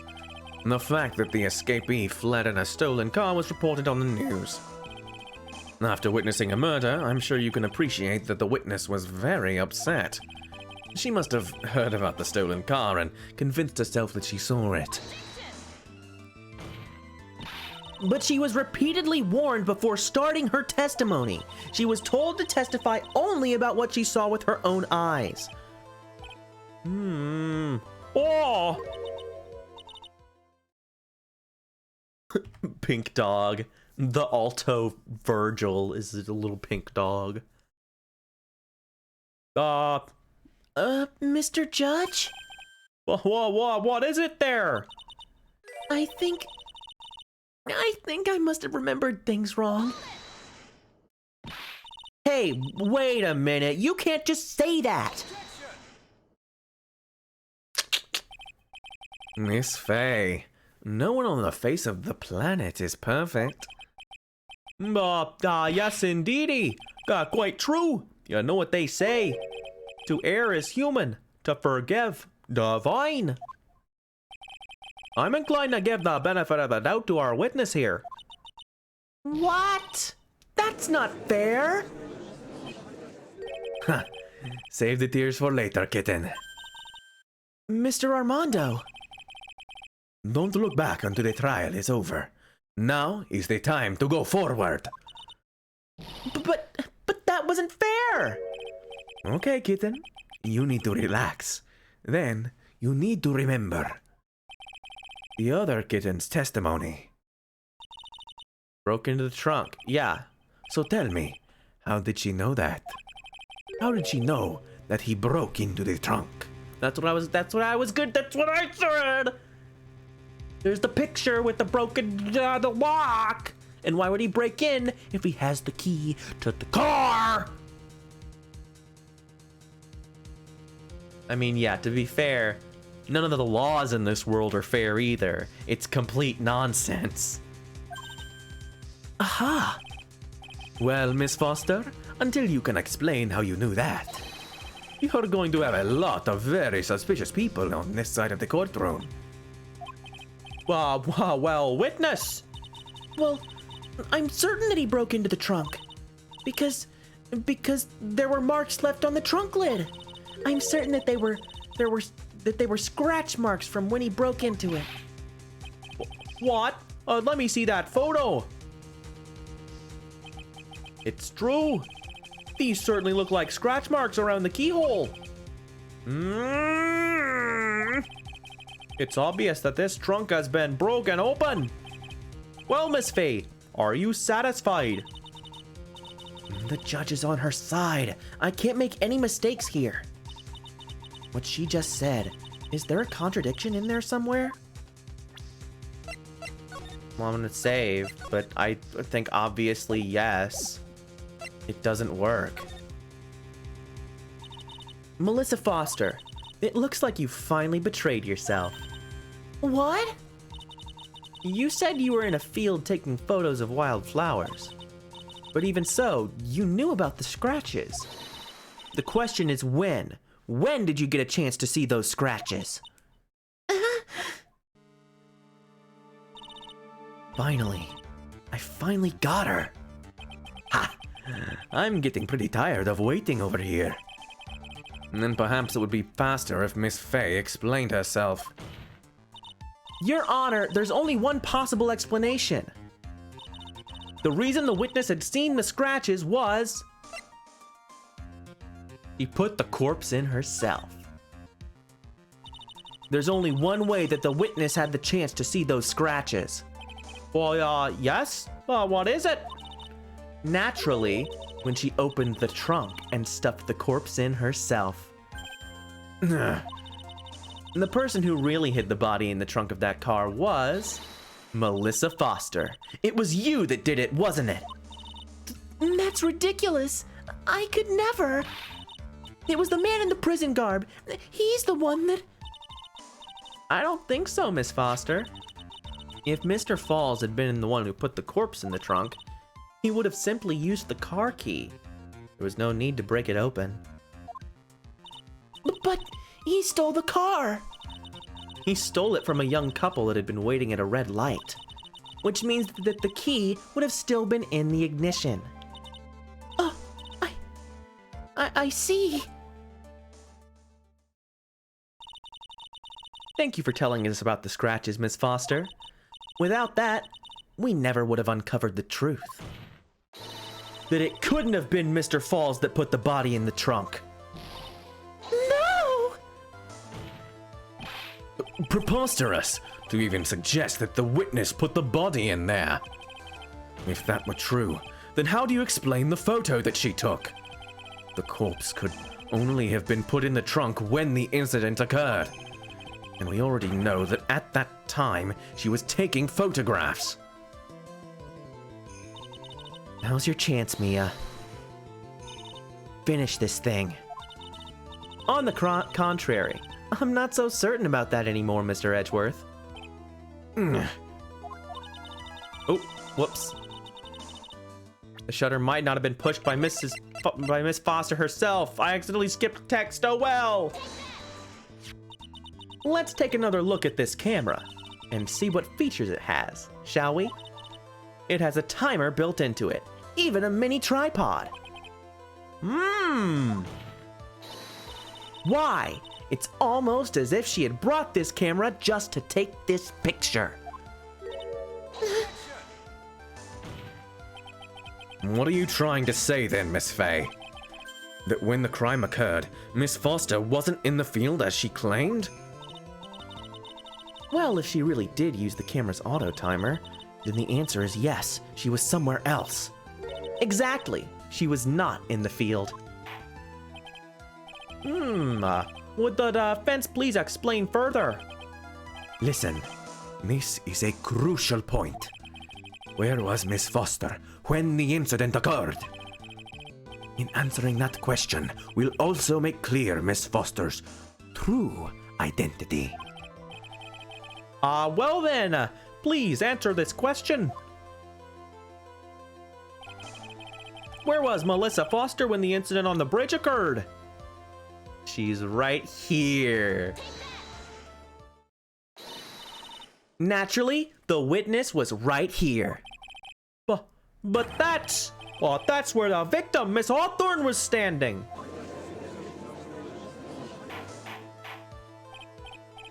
Order, order, order!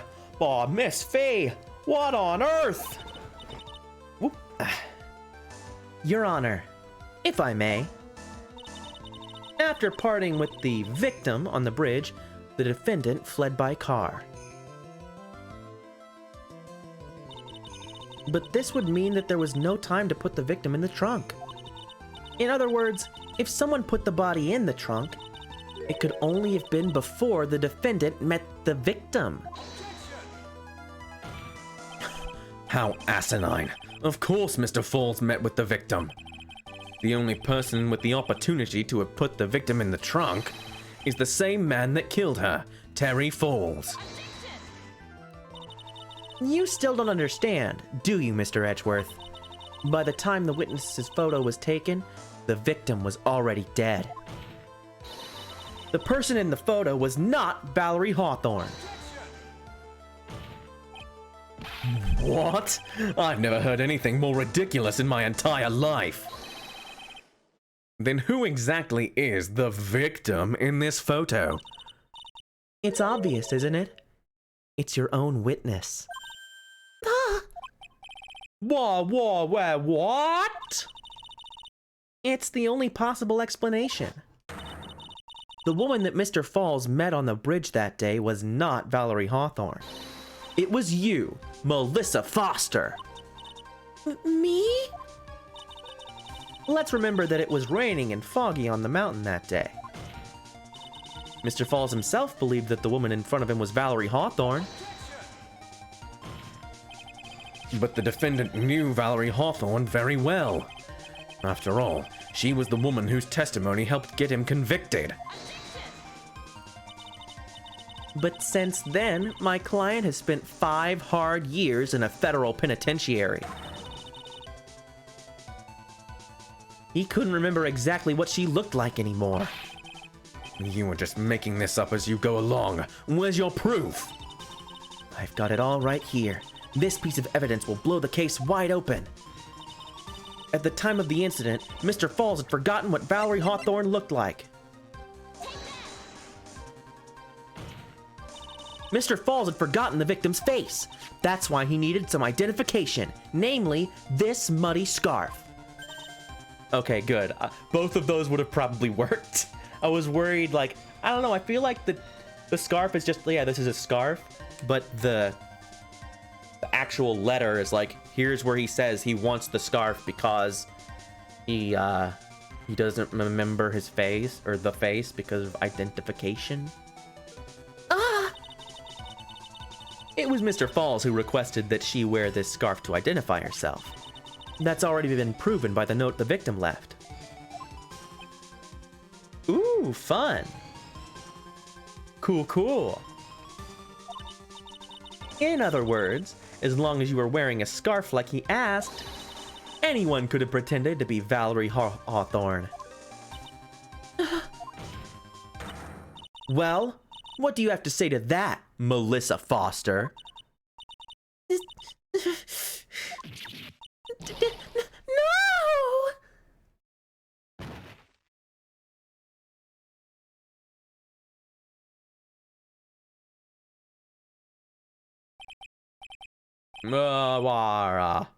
Where's Miss Foster? Yeah, it's her sister, Dahlia Hawthorne. Good old Dahlia. She's collecting herself in the lobby. Whoa. It's obvious that Melissa Foster did it.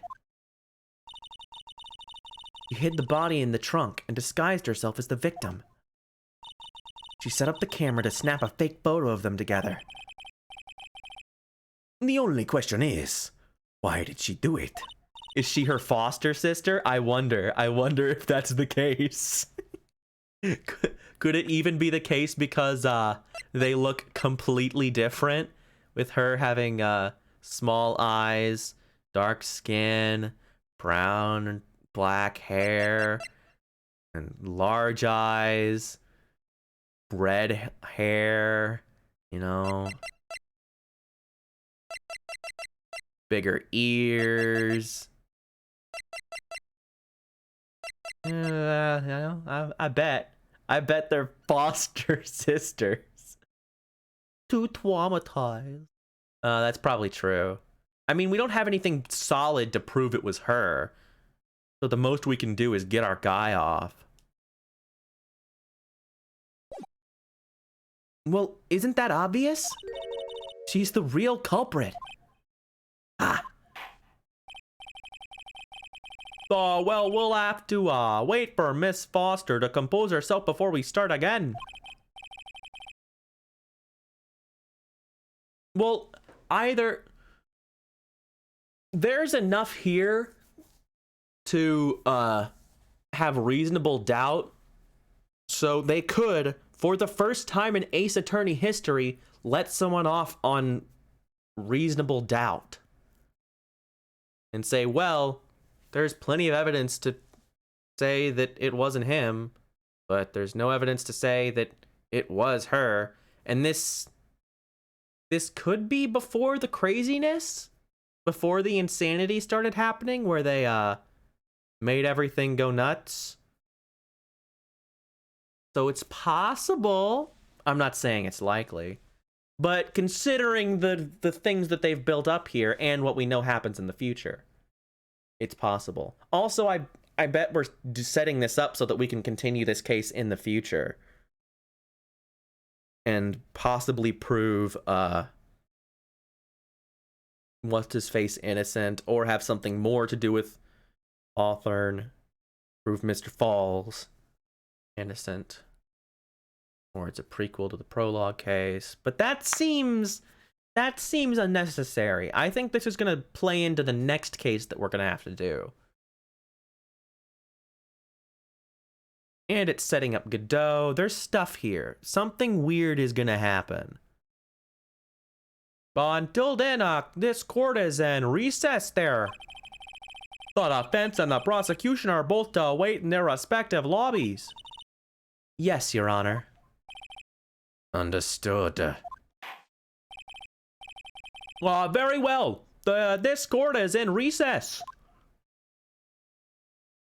Dun dun. To be continued.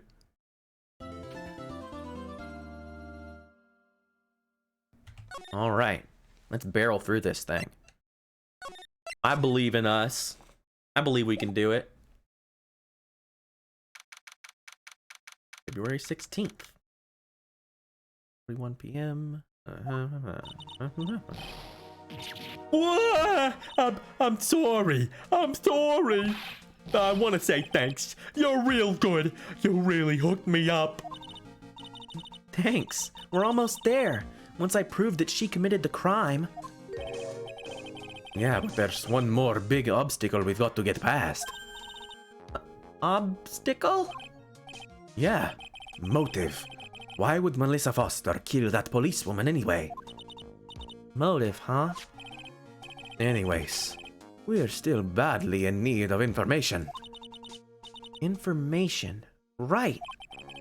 What we need is the most is info about this Melissa Foster herself. All we know is that she's a student studying literature. And one more thing. What is it?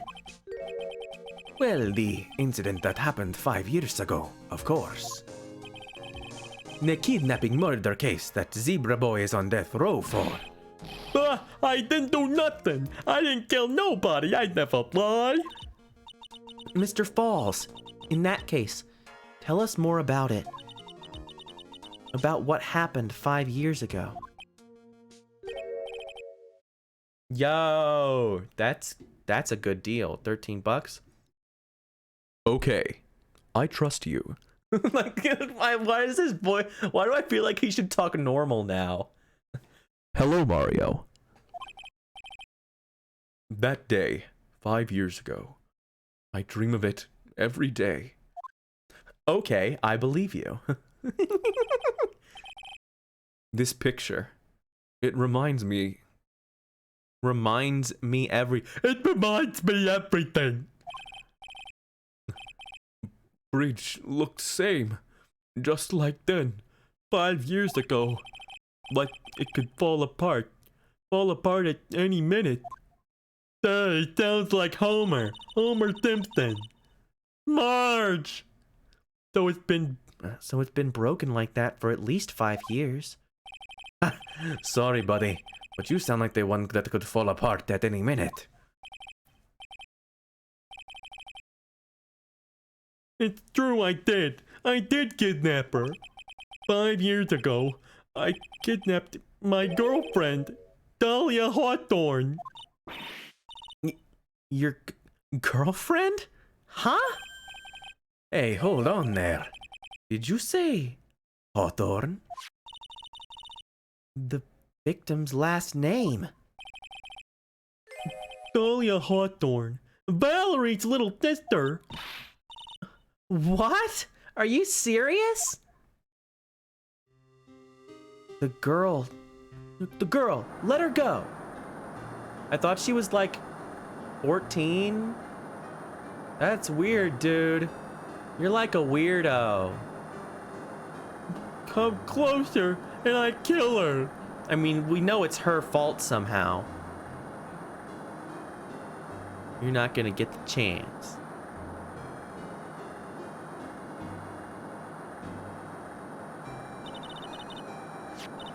The detective back then was Valerie Hawthorne.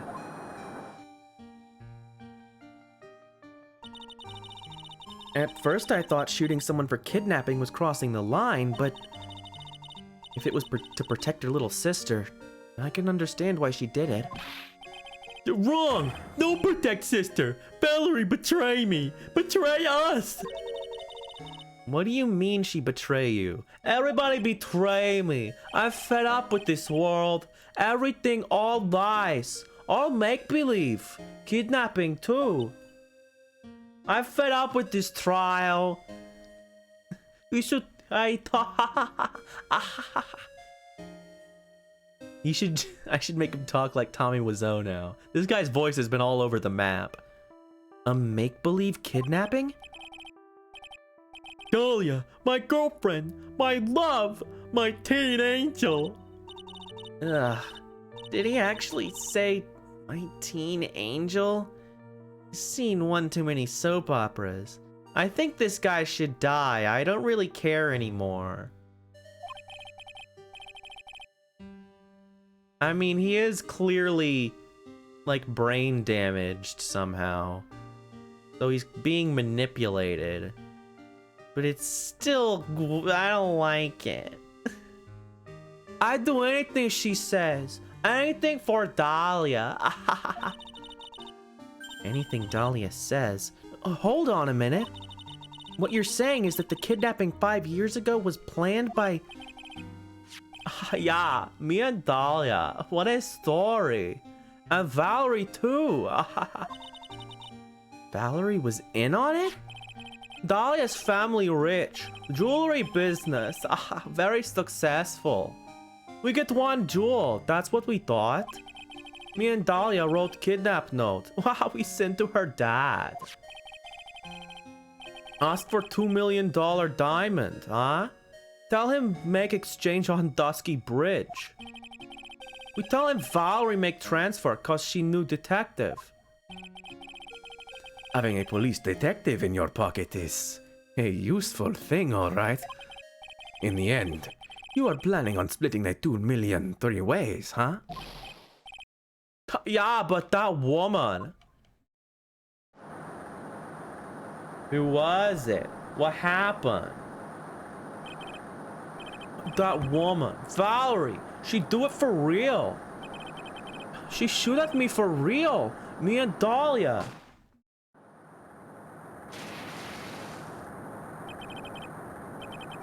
I was shot in arm. Dahlia. She jumped in river. Fed up with this world. Jump. You don't mean she jumped on purpose, do you? I couldn't do it. I could never push her. I'm a nice guy. You're such a good guy, Johnny. Anyway, I blacked out. Wake up with police all over. You know I don't drink. Lisa. Okay, have fun, Tiara. Have fun at church. And that's when they decided to give you the death sentence. I couldn't believe it. That woman, she betrayed me. I'm fed up with this world. Ah, thanks, Nice Shades, dude, for following. Everybody betray me. Yeah. I clapped. I clapped at the reference. It's a good reference. Yeah, we're having a good time out here. That man, Terry Falls, he killed her. He threw her off the bridge. He threw my beloved sister into the roaring river 40 feet below.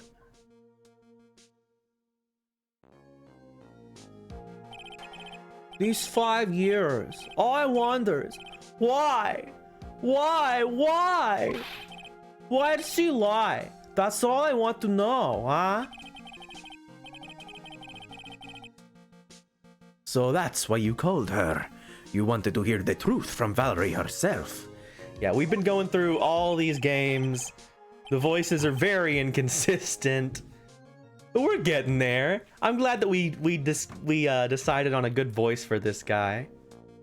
Also, what the fuck is up with his face? Did he like face plant into barbed wire? Is that what happened?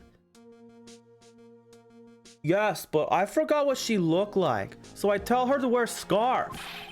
I don't want to hurt her. Just ask why.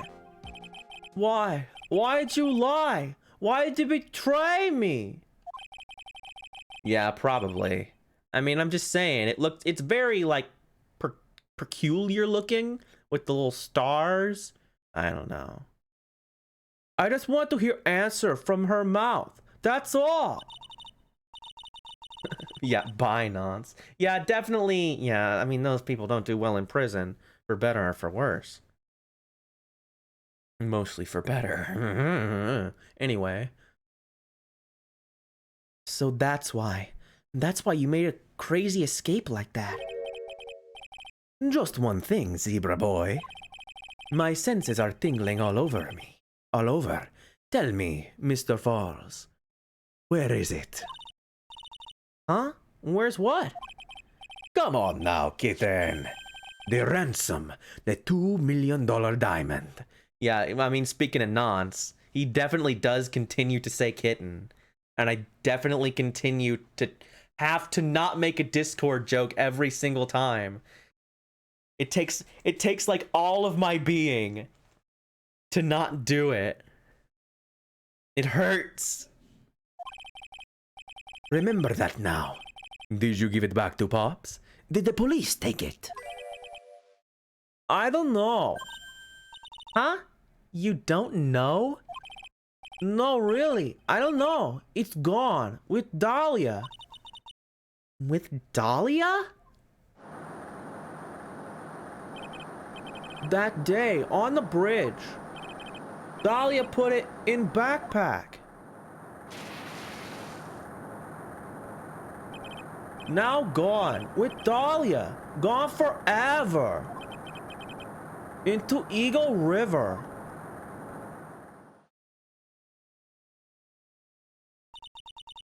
It disappeared with Dahlia, huh? Wait a minute. You can come back in now. We're about ready to go. Mr. Falls, just one more question. When you said with Dahlia, do you mean the diamond is still missing? Along with the body of Dahlia Hawthorne? Never found her. My sweet Dahlia. They never found her. Swallowed by a river. Gone. Dahlia, my teen angel. Your teen angel? How old was she anyway? Just 14. 14? I guess you were robbing cradles before diamonds. She plans a fake kidnapping and disappears into the river with a rock worth $2 million. Man, oh man. Angels these days. Yeah, that's rough, buddy. Falls takes the fall and gets a one-way ticket to death row. Is Dahlia Hawthorne an angel? Or is she really, It's time, kitten. Looks like we have a few more aces up our sleeve now. You bet. Diamond. The training wheels come off now, Mia. Sorry. I keep saying Maya because I'm used to saying Lil Maya, but that's wrong. Wrong. You've got to strike while the iron is hot. That's one of my rules. Remember it. Alrighty, bud.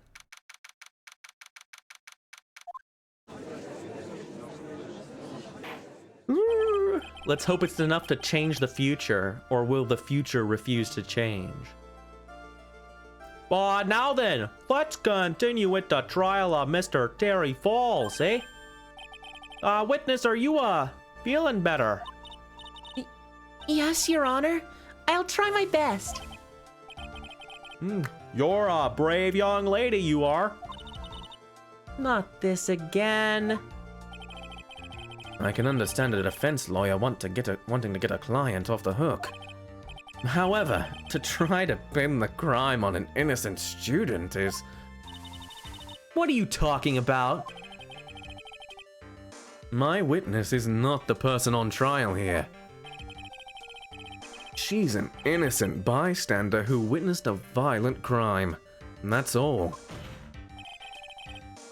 What possible reason would a girl like this have for murdering a policewoman? It's certainly hard to imagine this woman as a murderer, eh? Her motive, huh? I figured that's what I had to establish next. Well, Miss Faye, do you have any, evidence of a motive there? Yes. Yes, of course. I think. You're still acting as tame as a kitten, Mr. Armando. Listen, a lawyer is someone who smiles no matter how bad it gets. Hey! I remember that. Phoenix says that. Cause Mia says that. I guess cause Godot says it. Spoilers. Smiling on the outside while your guts are twisted into knots is the mark of a pro. Maybe so, but I wish you would quit grinning at me like that. Excuse me? May I speak, Mr. Judge? Well, of course. Mr. Judge is ready anytime you like, eh? I'd like to say something. Some people here are suspicious of me, right? That's why. I at least wanted you, Mr. Judge, to know that it's not true. Oh, I see. You're such an honest and upstanding young lady.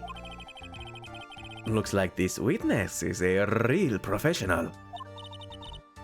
What do you mean? Look at that 100-watt smile. Just when things are darkest for her. Click. She lights right up. Well then, let's hear what the witness has to say there.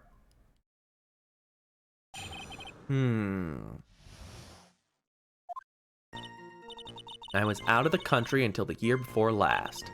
Until I entered college, I had never been to Eagle Mountain before.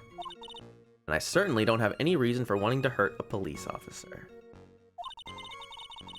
Oh yeah, right. Sorry, I was thinking like this is just the scrolling through, but we haven't actually read it yet. I'm stupid. Forgive me. I am very dumb. Holding a grudge and killing the officer who testified against you 5 years ago? Or kidnapping a poor girl?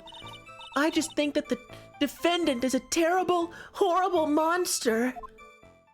Yeah, whatever, lady. I'm gonna go grab some water real quick, because her voice is actually kind of hard. Doing the, like, high voice thing for baby, it's not the best. So I will be back in literally a minute. Just give it a second. Promise.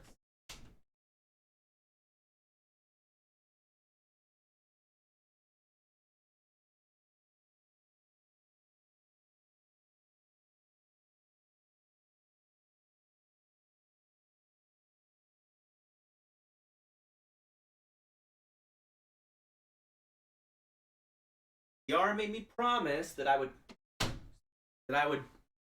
get some water if I needed it, so I'm getting it.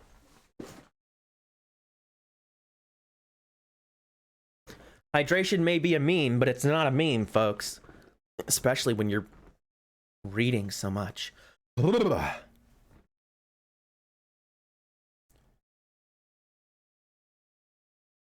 Ah.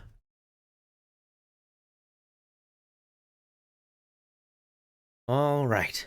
Out of the country, eh? Precisely.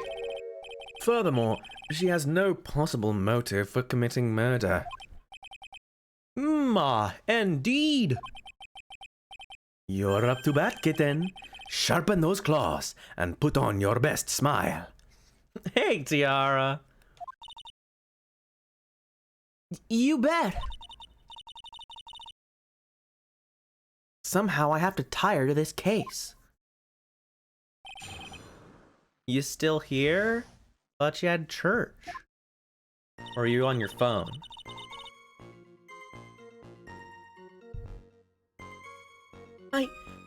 Yeah, sorry. I don't need to read this. Just press. But not that kind of press. Oh, jeez. So, what country were you living in then? We were all living abroad, but after my parents were killed, It was a brutal civil war. She had to try and make her way back home alone. I lost everything. I didn't even have any personal identification. What kind of sob story is this? What do I do? Should I press her for details? Yes. Witness, answer my question. I'll even repeat it for you. What country were you in? Your Honor, this line of questioning is childish. What country she was in and how many languages she may speak are irrelevant here. What we're here to evaluate is whether this witness has any connection to this case. I've lived abroad ever since I was a little girl. That's why I could never have known Mr. Falls or Detective Hawthorne. Yes, I think we've established that point. Yes, indeed. Well then, shall we add what you've just stated to the official testimony?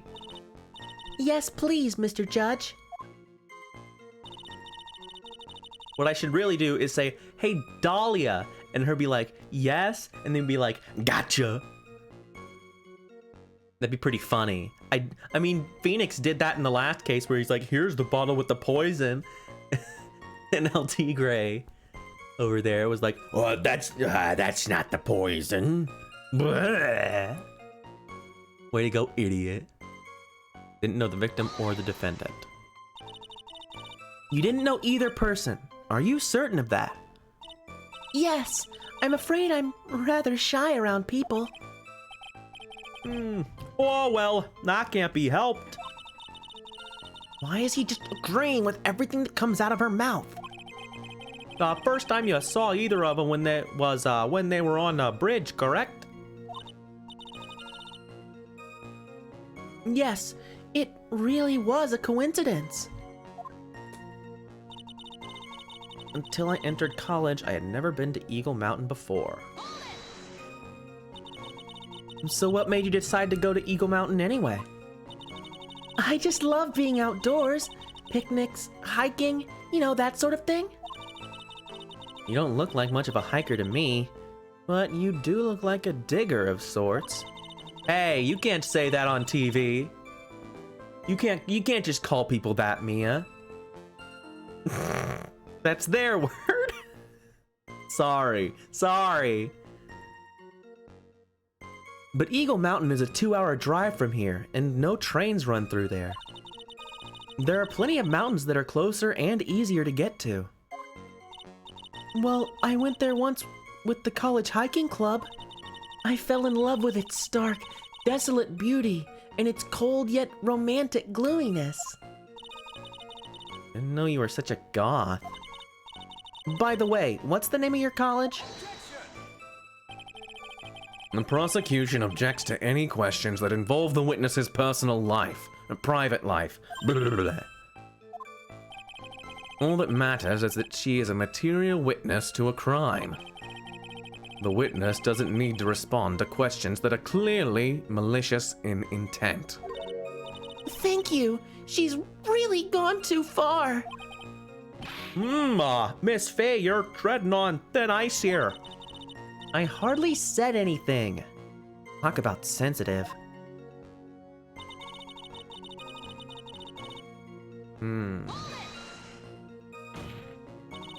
Perhaps, but your behavior that day was very suspicious. Not only have you contradicted yourself here in court, but you know things you shouldn't. For example, the scratches on the trunk of the car. Well, that's... Unfortunately, Miss Faye, your last statement proves nothing. Oh, really? And why is that? The witness came to the police station once to identify the suspect. It's entirely possible that, at that time, an officer showed her this photo. That seems like a rather serious mistake there. And that's the oldest trick in the prosecutor's book. That's not fair. That wicked inmate. I'll never be able to forget that horrible day. Testified against you 5 years ago. I don't know what I'm gonna gain by pressing this, but I might as well for dialogue. It's content. A grudge? Well, the policewoman's testimony was crucial, wasn't it? Crucial in getting the defendant sentenced to death. Yes, and that's precisely why he harbored such deep anger against her. So much anger that he forgot his own guilt.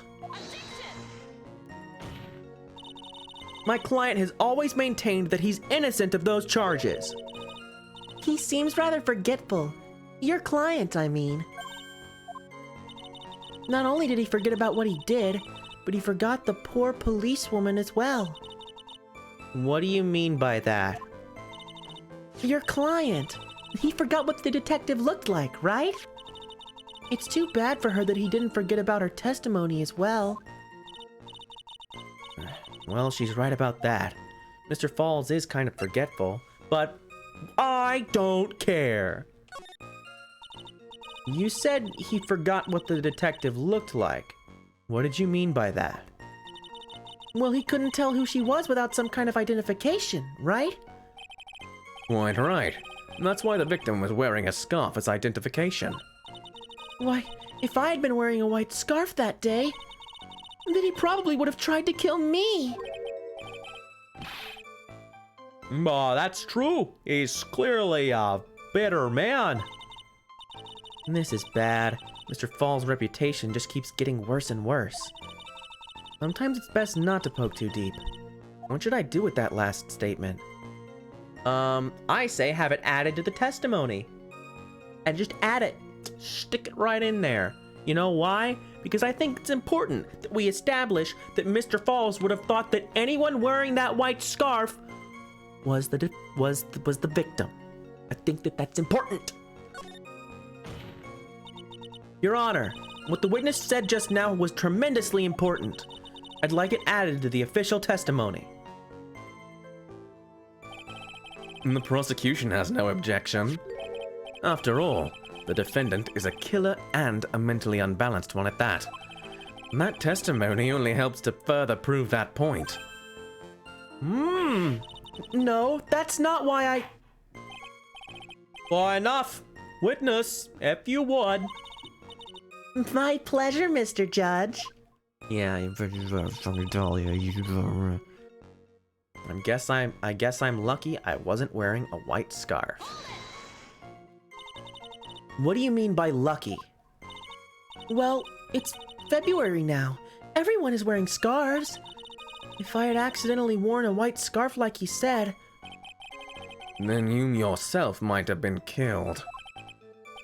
That would have been a terrible loss for this world.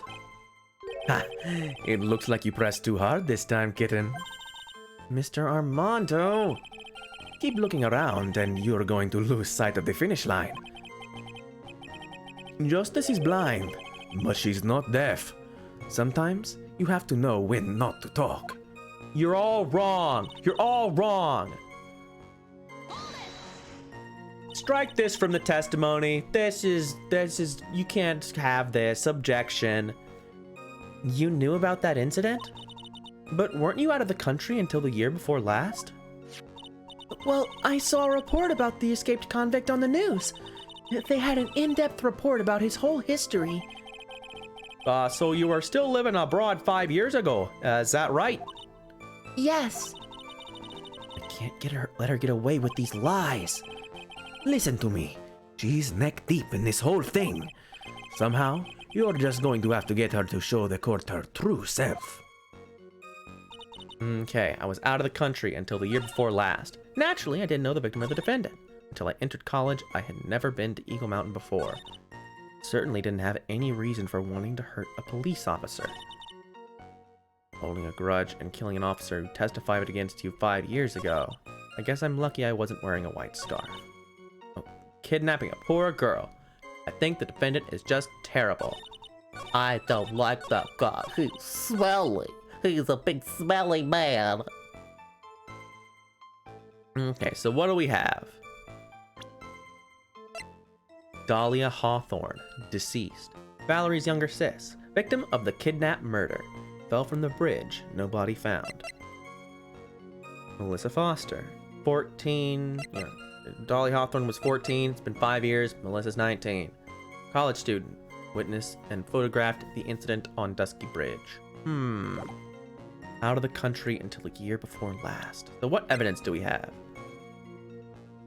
$2 million gem used as ransom for Dahlia, lost to Ewe River 5 years ago.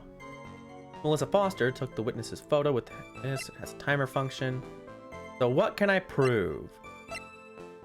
What claims can I make? So, she claims she was out of the country. Can we disprove that? No. You didn't know the victim or the defendant. This is something that she's lying about. But do we have something to prove that she knew either of them? No. Until I entered college, I had never been to Eagle Mountain before. Well, that's not true. You just said that you had, well, I mean, until I entered college. You'd been there once before with the thing. I guess that's fine. It's still not true, but I can't disprove it. Don't have any reason for wanting to hurt a police officer. Against you. Lucky I wasn't wearing a white scarf. I'm trying to think.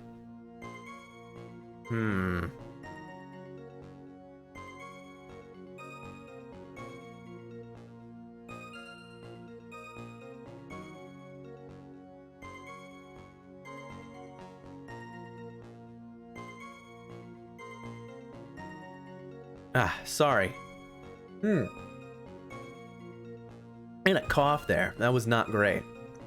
So, I'm lucky. I feel like this is it. Like, I guess I can always save it. Let's just do it. Let's just save and try. Wasn't wearing a white scarf. Because everyone's like, no, this is bad. Don't think about this. But I know that this is her and the thing. I don't know.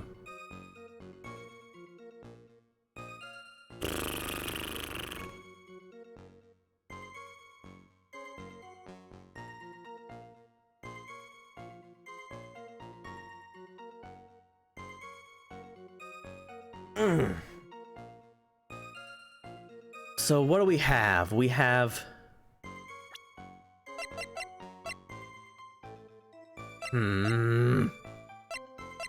what is the... We have this. We have this. That doesn't help us. Photo. That's clearly her. Victim's note. Falls. 4:30 at that bridge. Wear white scarf for identification. Talk to Dahlia. Tell her this time the whole truth must come out.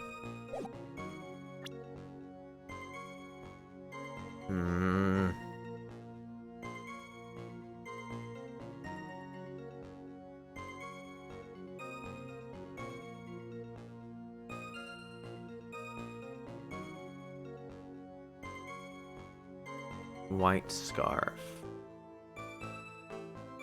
Wear a white scarf. Wait. This scarf doesn't look white.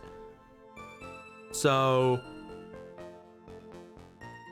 that means the scarf is clearly blue. But she only saw the scarf here, and she hasn't seen this note. She's never seen this. So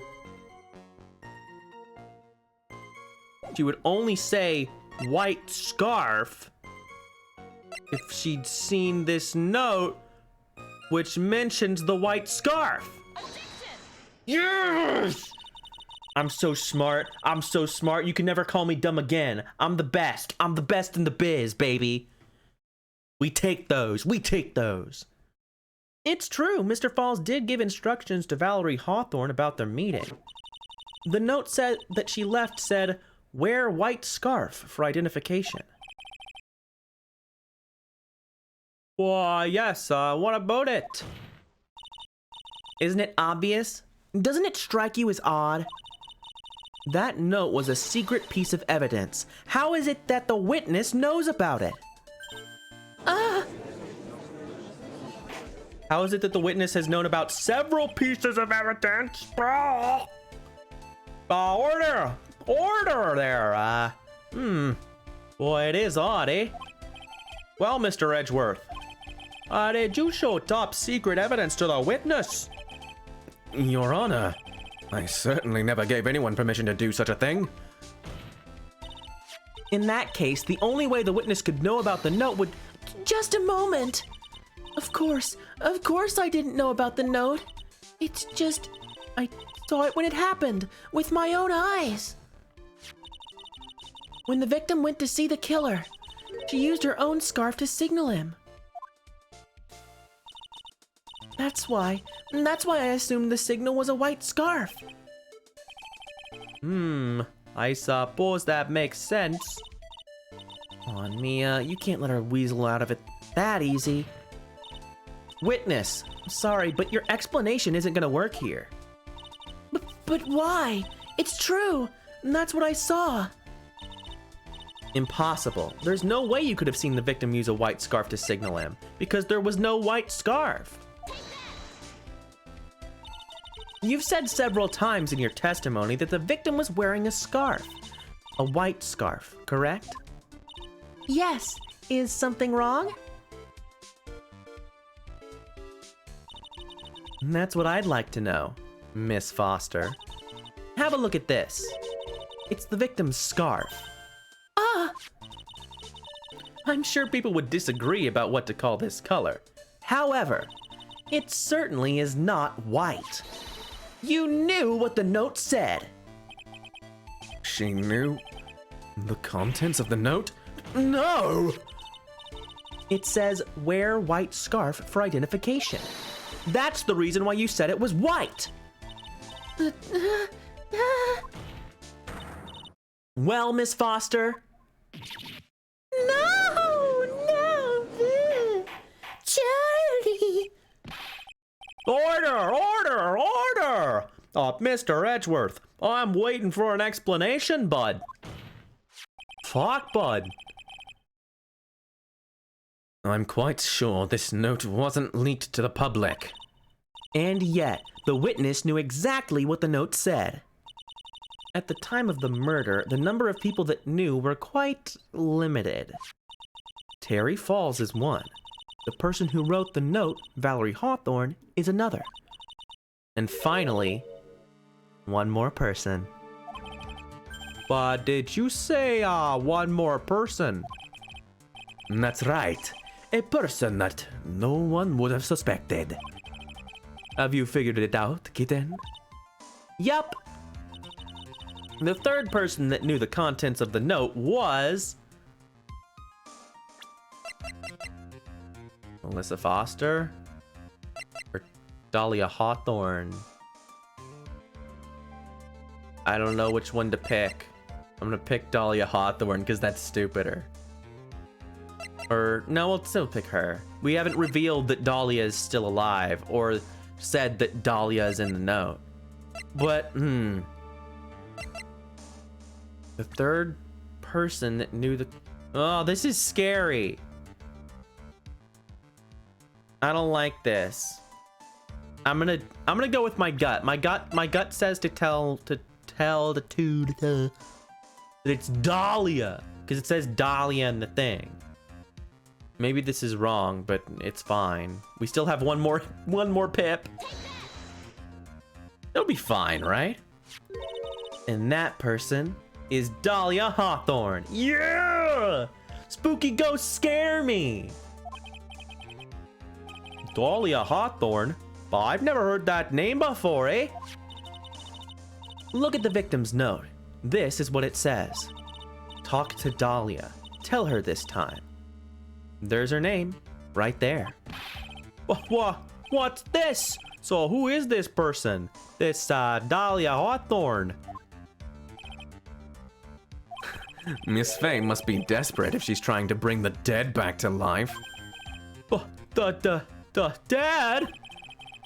Dahlia Hawthorne was the victim's deceased younger sister.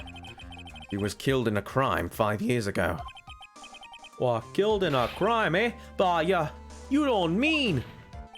Yes, she was kidnapped and killed by Terry Falls.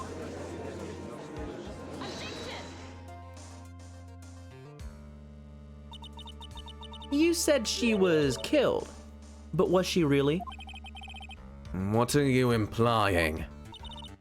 Of course, people thought that she died 5 years ago, when she fell off of Dusky Bridge and was lost in Eagle River. However, her corpse was never found. She was declared legally dead 5 years ago. As far as the law is concerned, Dahlia Hawthorne is officially dead. But the fact remains that her body was never recovered. Dahlia Hawthorne was 14 years old 5 years ago. If she were still alive, she would be 19 now. Melissa Foster, I believe that's the same age you are. Even you could... Miss Faye, you're not saying... But I am. That's precisely what I'm saying.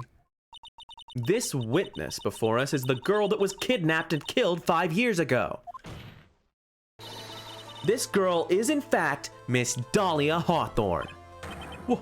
Whoa, what? Nice work. That was like tossing a grenade into a 3-alarm fire. But unless you can tie all the loose ends together... You're nothing but a hit-and-run arsonist. I understand. If I can expose her true nature, I can turn this whole case on its head. Now's my chance to make Mr. Edgeworth squirm.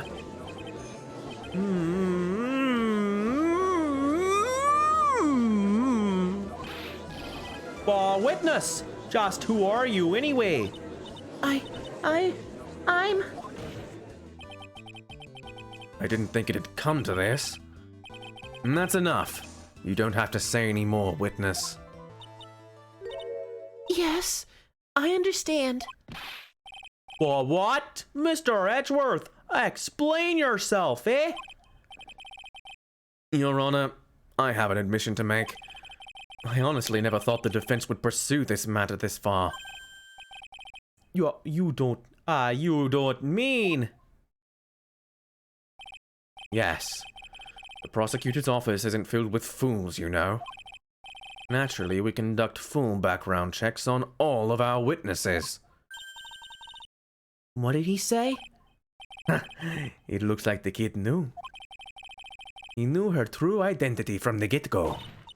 No way! But then why? If you hadn't revealed her secret, he wasn't going to say anything about it. All he wanted was her testimony, so he made a little trade. Let me introduce you to the victim's younger sister, Miss Dahlia Hawthorne. But I thought she died 5 years ago. God, this is such a nightmare. Like, perjury, contradiction, false identities, Edgeworth outright lying to the court. Like, what a nightmare. We thought so as well, but, well, as you can see... Why? Why did she hide her identity for 5 years? That was nothing to do with the current case. She was merely an accidental witness to a crime. Accidental? I don't believe that for a minute. For the last 5 years, she's been playing the role of victim. And now we find her acting suspiciously at the scene of another murder. It's totally legal. Perjury is a very serious crime. I don't know if you remember when the judge told us that, but I've been informed that perjury is a very serious crime by this specific game, in fact. It's almost like Phoenix Attorney Phoenix Wright is bullshit. Only if the witness is an asshole. That's fair. That's fair. I understand that. We've all been there. Really, Miss Faye, I must say your strategy here is painfully obvious. You're trying to pin your client's crime on an innocent witness in order to win. At any cost. How dare you? Please, let us take a moment to think. 5 years ago, this girl was kidnapped and nearly killed. But even worse than that, 5 years later, Dahlia Hawthorne lost something much more precious. Her big sister. Miss Faye must be insane to even suggest that she murdered her. What? That's bullshit. You're an asshole. Well, I'm inclined to agree with the prosecutor's logic there. Miss Faye, do you have any evidence to back up your assertion? Well, I'm gonna save to make sure that I do. What possible reason could this witness have for killing her beloved sister? Well, you see, I thought I was winning, but somehow he's turned it around on me. Ah, I think you need a little push in the right direction, kitten. The defense is prepared to present evidence supporting our claim. I'm assuming that he said that. Oh no, maybe she did? But that wasn't me. It was this guy, this crazy coffee addict. I think we've heard enough empty threats from you, old man. Ha! What makes you think they're empty, boy? Because your protege looks like she's sweating bullets. I am sweating bullets. You think you're in a tough spot, huh? Of course! Aren't I? No. You've just arrived at the moment of truth. That's all. Whether you win or lose, that's up to you. Up to me? The rashness of youth. How charming. This coming from someone younger than me. Well, now then, let's not waste any more time. Miss Faye, what motive would this witness have for murdering our own sister, Valerie Hawthorne? Money.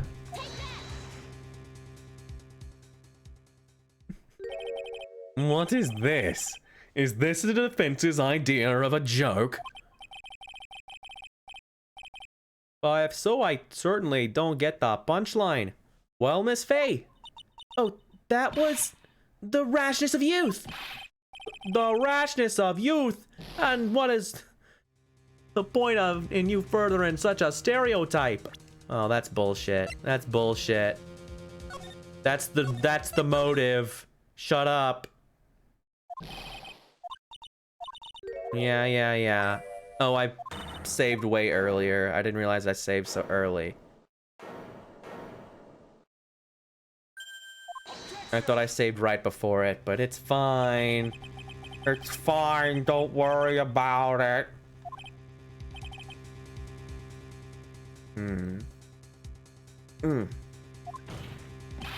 I chose the wrong thing too quickly.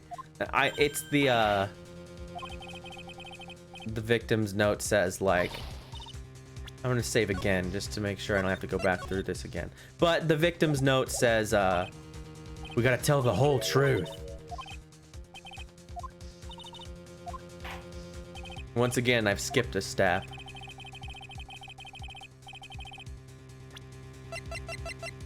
Ba-bam! The story starts after Terry Falls escaped. He called Valerie and told her he wanted to meet. This is the note she left. It says, talk to Dahlia. Tell her this time. The whole truth must come out. Does Bruno Mars is gay? Valerie Hawthorne gave Dahlia a warning. She told her she was going to reveal to the world the whole truth. But the whole truth? There was a dangerously important secret between Valerie and Dahlia. That's the reason Dahlia felt she had to kill Valerie. To keep her mouth shut permanently. Bye-bye! A terrific story, Miss Faye. If you like fiction, that is. Enlighten the court, Miss Faye. What was this secret that was so important? Where's your evidence? Dahlia and Valerie Hawthorne. And Terry Falls. There's only one important secret that connects them all. Oh, yes, I know this secret. Your Honor, the defense would like to request further testimony. What testimony then? Regarding the kidnapping 5 years ago. We believe it will explain a lot of things, such as the nature of the important secret between the Hawthorne sisters. Very well. I'll grant your request for further testimony there. I know it'll be painful for you, but can you enlighten us once more, my little maple leaf? Yes, I'll try, Mr. Judge. Putting on the old charm one more time, Dahlia. But this will be the last time you hide behind your womanly wiles. Bum ba bum ba bum ba bum ba bum ba bum ba.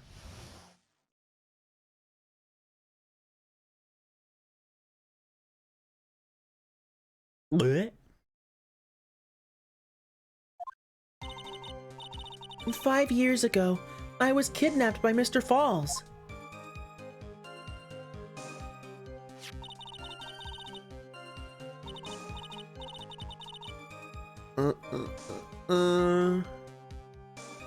The ransom price was a raw diamond. My sister, Valerie, brought it to the bridge.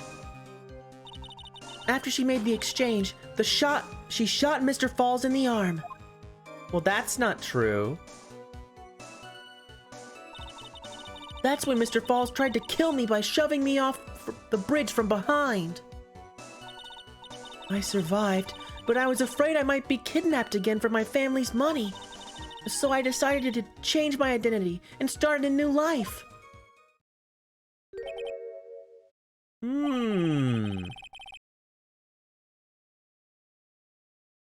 The kidnapping left her emotionally scarred. With her sister's help, she left the Hawthorne family and started all over again. And we're to believe after all that, she murdered her sister? Preposterous. Thank you, Mr. Edgeworth. Miss Faye! Yes, Your Honor. As you've heard, the witness is still traumatized from the kidnapping there. I'll ask you again to be extremely gentle in your cross-examination. Mr. Edgeworth got the jump on me again. Ha! If we're not allowed to fight, then let's twist some arms. Listen up. We've still got that info. That ace up our sleeve. What info? Come on, kitten. Don't say you've forgotten already. The fact that the kidnapping 5 years ago was staged. That's right. It was a fake kidnapping. Terry Falls told us that in the lobby.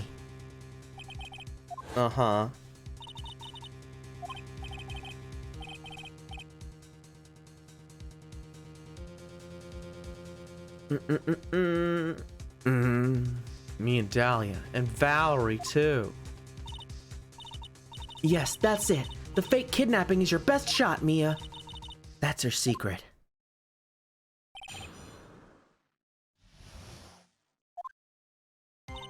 "5 years ago, I was kidnapped by Mr. Falls. Ransom price was a raw diamond. My sister Valerie brought it to the bridge.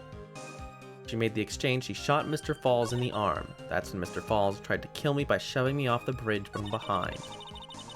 I survived, but I was afraid I might be kidnapped again." Okay. Let's check out our record. Let's just make sure we have the diamond. And we have, what else? Nothing connected to that time. Our photos, I don't know.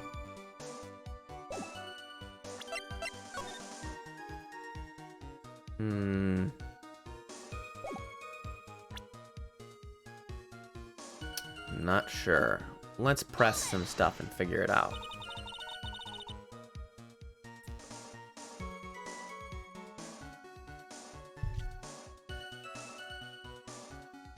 Did you and Mr. Falls have a relationship? Yes, as a tutor. You were tutoring him, Mr. Falls? No, of course not. Don't be ridiculous. Mr. Falls came to the house to tutor me. That makes sense. 5 years ago, she was only 14. He probably came up with the kidnapping plan during that time. The Hawthorns are in the jewelry trade and are quite wealthy, you see. Quite the clever fellow, that Mr. Falls. Did I hear him right? Did he just call Mr. Falls a clever fellow? What a dork.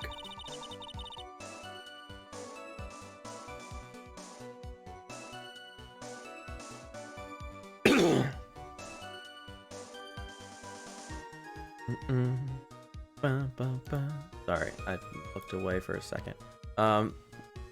Press the thing. I heard the diamond is valued in the neighborhood of $2 million. $2 million! It was still uncut, so it was about the size of a pint of milk. A $2 million pint of milk. I don't know what to think about that, except that it should be in bags. The defendant demanded that her sister, Valerie, make the exchange. Not as a detective, of course, but as an individual. By the way, I want to ask you, Mr. Edgeworth, why do you think he wanted to make the exchange up there on that mountain? If he ever got surrounded, it would be hard to escape. And there's one thing a kidnapper wants to prevent, and that's police involvement. In a place like that, it'd be easy to tell if he was being followed. With only one entrance to the mountain, he was ensuring his safety. What a wickedly clever man that Mr. Falls is. Yeah, right. It was all your plan. Anyway, Valerie brought the diamond to the mountain and... He made the exchange. She shot Mr. Falls into arm. That was a dangerous thing to do, considering you were being held hostage. Yes, but... actually, that saved my life. What do you mean? You see, Mr. Falls was holding a knife in his right hand. Somehow, I just knew he was going to use it. I knew he was going to use that knife to kill me. So, wait, he pushed her from behind. Pushed her where? If he pushed her from behind, he'd push her forward towards the girl. And the ropes, she's like as tall as the ropes. And there are multiple guards there. So he couldn't have pushed her to the side. She doesn't say push me to the side, but he could have. Or he could have pushed her back behind him onto the rocks, but that would have killed her. For sure. Because there's all those rocks there. It's even in the diagram. That's why my sister shot him. It was to save me. Falls tried to kill me by shoving me off the fridge from behind. Yeah, let's talk about this, hon. I'd like to hear more about what happened right at that moment. Well, when Mr. Falls was shot in the right arm, he let go of me. I was dazed. I turned to try and run away, but Mr. Falls turned to grab me as well. As I ran past, he and I locked eyes for a second, and he gave me a large, bloodthirsty grin. Oh, bloodthirsty grin! Oh! And in the next instant... There she went. So she was running away. I advise the court to remember that the river is 18 feet deep and incredibly swift.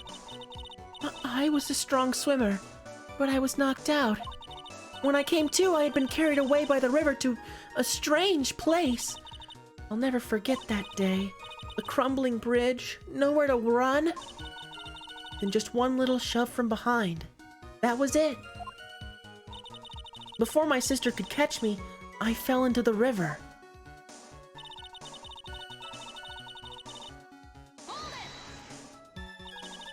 And that's why you hid your identity. Yes, I only told my sister. Aw, Valerie Hawthorne, eh? Yes, she's the only one who knew about me. Meanwhile, legally, this witness has been deceased for 5 years. Tax evasion, get her on tax evasion, works every time. Tax evasion, just boop, right in the clink. Now they got Al Capone, baby. I didn't ever want something like that to happen to me again. Change my identity and start a new life. And that new identity was Melissa Foster, right? Yes, my sister helped me get the official paperwork taken care of. I thought they might have been foster sisters, or she was adopted or something. And that was why her name was Foster, but nah. I was reading too much into these names. That makes sense. Without an insider's help, doing all of the paperwork would have been impossible. She was the only person left in the world I could count on. And you think I killed her? There's no way I could.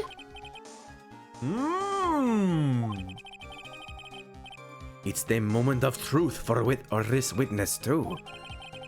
Once the truth about this stage kidnapping comes out, everyone in the court will know how much of a Jezebel she really is.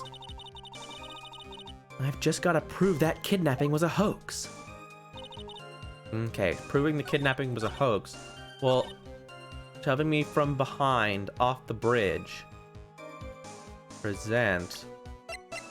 You couldn't have done that. Cause you would have fell in the gap here. If he pushed you like you said he pushed you in the when you got pressed, you would have fell right in there. Because you said you ran away. She was right here. He and her were there. She ran away. And then bam.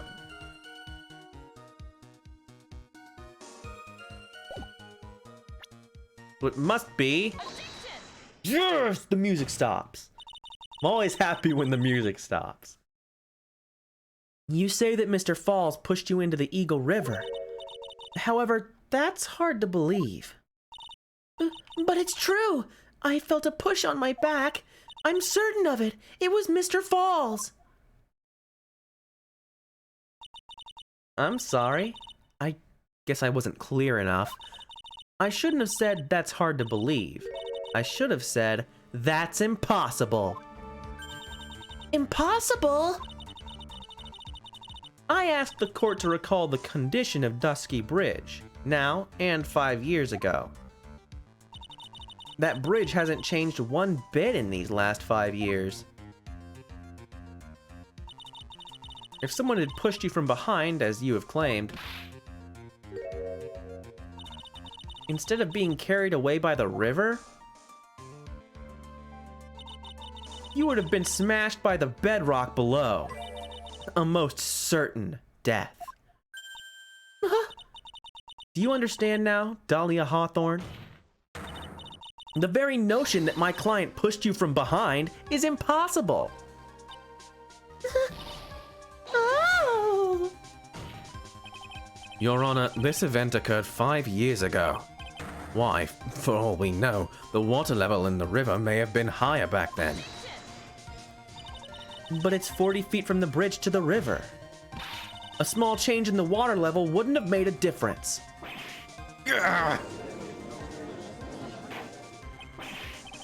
So, you're right there. If the events occurred just as the witnesses testified, then the defendant couldn't have pushed the witness into the river. Young lady, what is the meaning of this?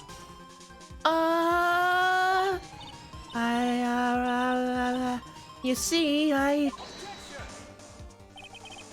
Just a moment, Your Honor.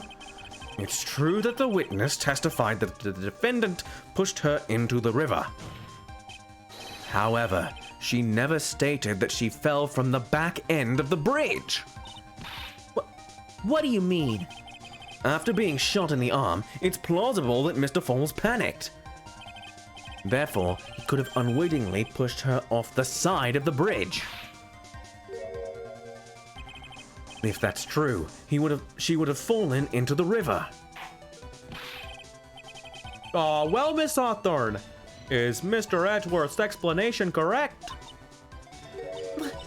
now that you mention it, I do remember now. When I fell off the bridge, my skirt got caught on one of the bridge's side wires. You can't be serious. Yeah, you can't. That's garbage. We just looked at it. Look at this bridge. Look, it's enormous. Look, there's all these spots. This is crap. Oh, I almost went back into the regular voice for the judge, but that's very wrong. Order! Order in the court there. But we're not back to, John Connery Bain yet. Batman. It seems Miss Faye's assault has finally reached its conclusion. Not now, Mia. This is no time to retreat. Unfortunately for you, this is just the start of Miss Faye's assault. What? I believe your reasoning went something like this, Mr. Edgeworth.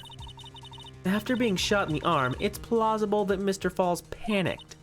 Therefore, he could have unwittingly pushed her off the side of the bridge. However, once again, I'm forced to say that's impossible. Ridiculous. What's so impossible about it? Because your flawed logic contradicts the court record. Taken by the witness. Bridge unchanged for 5 years. Thank you for adding that in.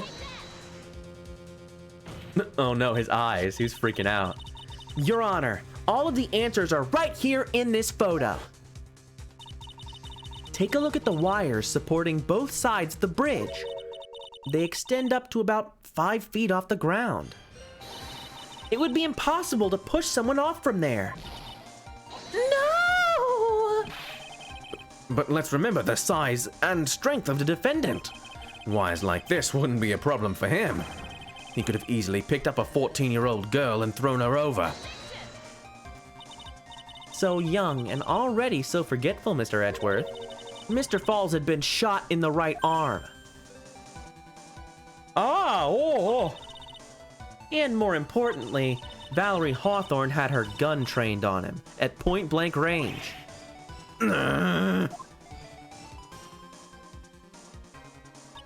So, Mr. Falls throwing the witness off the bridge, that is clearly impossible.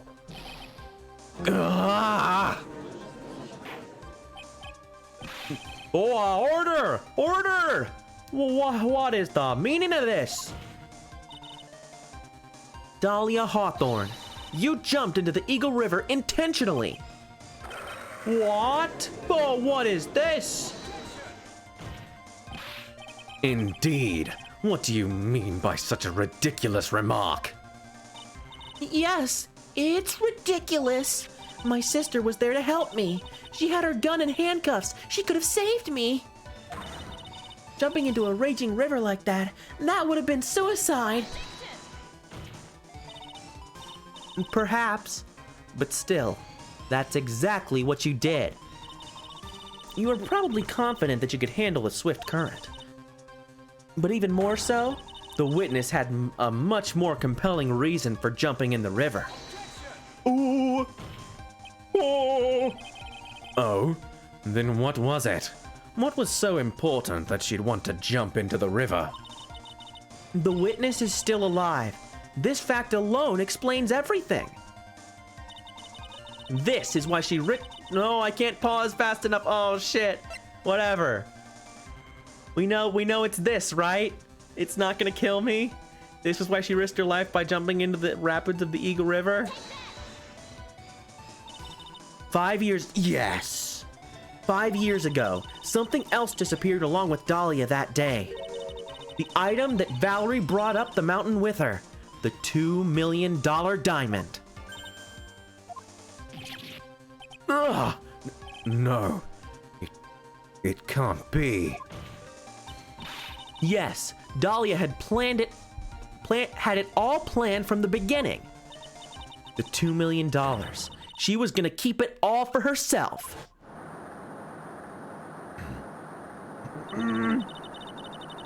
She forced Mr. Falls to help her fake the kidnapping.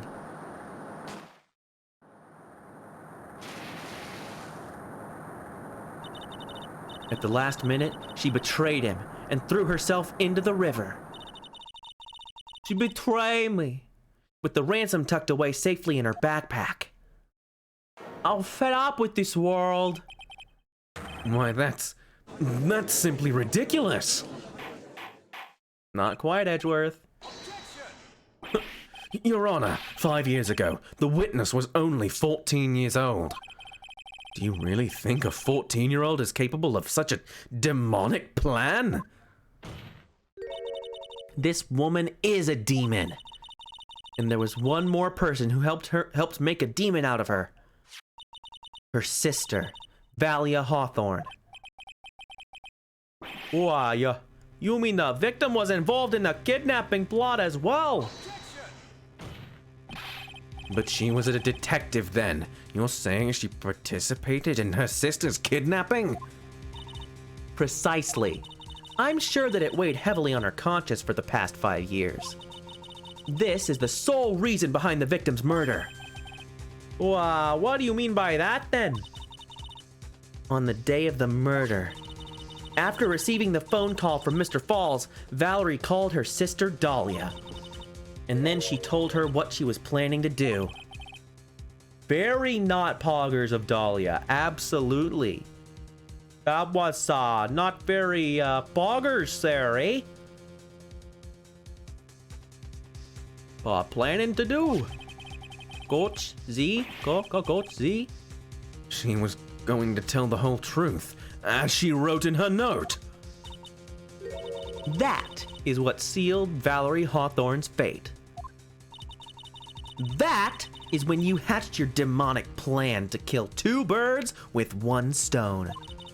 A plan that would ensure neither of your accomplices to the kidnapping would talk. And that is why you killed your sister, Valerie Hawthorne.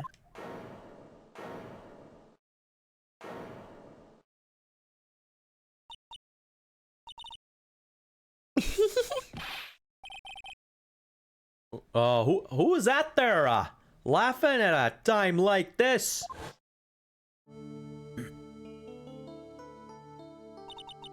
Forgive me. It's just hilarious. Witness? Oh, is that you? You amuse me, woman, Miss Mia Fey. You can certainly weave an exciting tale. Naturally, you have the evidence to back it up, don't you? Evidence? Evidence that I planned the kidnapping, of course. That at 14, I plotted it with Mr. Falls and my sister. Well, And one more thing. What happened to the $2 million diamond? If you can't provide evidence to at least show that. Well, Miss Faye. I don't know.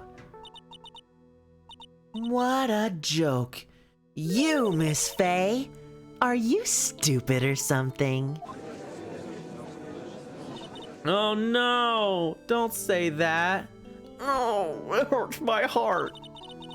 How can I prove a fake kidnapping that happened 5 years ago? Don't even have decisive proof of a Valerie Hawthorne's murder. Oh, well, it seems that we've come to the end there.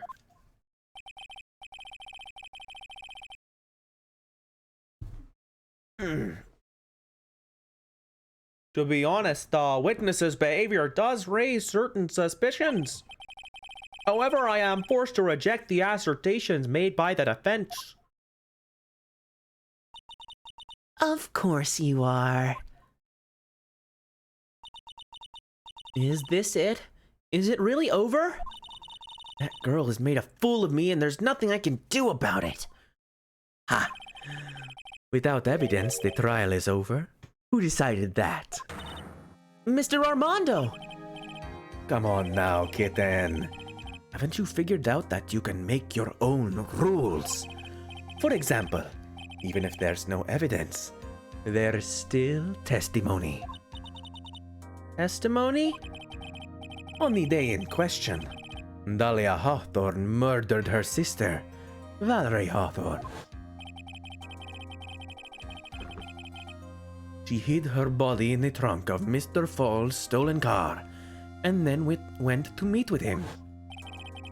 Disguised as her sister, Valerie Hawthorne. That's what you think, right? Yes, that's right. In that case, there's only one answer, right? There is only one person left who can testify about Valerie Hawthorne's murder. Since there's no proof, there's only one thing left to do. Who is the one person that can testify to that demon woman's crimes? Let's bring him in! Terry Falls, baby! Your Honor, the defense wishes to call a new witness.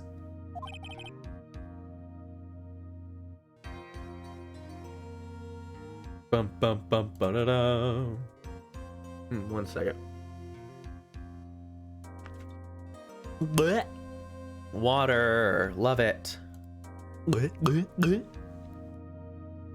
New witness there. Yes, we would like to hear the testimony of Terry Falls. The defendant. There's only one person that can shed any further light on the situation. Only one person knows what Dahlia's role in the kidnapping was. Only one person that can say whether the person in the photo is Valerie Hawthorne, or whether it was, in fact, her younger sister Dahlia, disguised as her.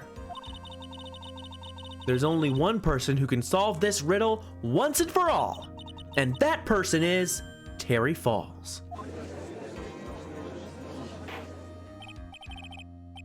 Well, Mr. Edgeworth, what's your take on this there, then? Why not? The prosecution has no objection. Very well. Bailiff, whack his nuts there. Bring the defendant in the witness stand. And this is my last chance. Mr. Falls, my last chance to establish Dahlia's guilt. You're all I have left. Bum bum ba-da-dum. Defendant, you've heard everything that's been said up to this point, yeah? I don't believe it. No way. Dahlia died 5 years ago. Valerie betrayed me. Mr. Falls, I don't know what she said to you 5 years ago, But one thing is clear. Dahlia is very much alive. And you were used for $2 million. That's not true. Mr. Falls, there's only one question I want the answer to there. 2 days ago on Dusky Bridge, who did you meet? Was it Valerie Hawthorne or was it Dahlia? It's bullshit. It's not true. Drugs. Dahlia, did you betray me? 5 years ago, she promised never ever betray each other. Terry? Dahlia, it's true. You're alive. You don't trust me anymore. You don't trust me anymore? That makes me sad. Tell the truth, the real truth. I believed in you. I shouldn't need to say it. You should already know. But there is one thing that I will say. My life is in your hands right now, Terry. Dahlia. You know I don't drink. I like alcohol.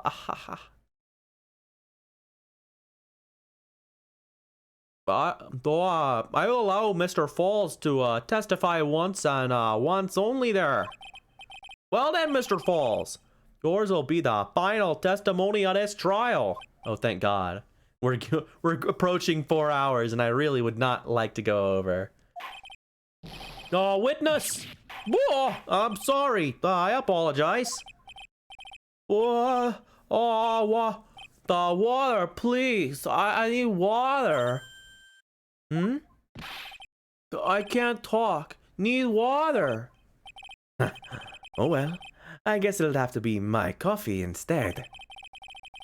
At least it'll match the way he's probably feeling right now. Darker and bitterer than hell itself. Oh! He betrayed me. I'm fed up with this world. I did not hit her. I did not. That day, 4 p.m. I stopped the car. I was in front of Bridge. She wasn't there, so I waited on Bridge. I watched my car from Bridge. I never put no body in that car. Finally, one woman came. She stood in front of me. We talked. Then she left. That was Valerie, not my Dahlia. That's wrong. Mr. Falls, you're covering for her. Do you think she would do the same for... That's enough, Miss Faye. His last statement was a fitting way to end the final testimony of the trial. Well then, Miss Faye. Please proceed with your cross-examination. Hey, bud. Is this how you want it to end, Mr. Falls? Another guilty verdict to go along with your death sentence? There's only one person who can stop it. You, kitten. I think. All right.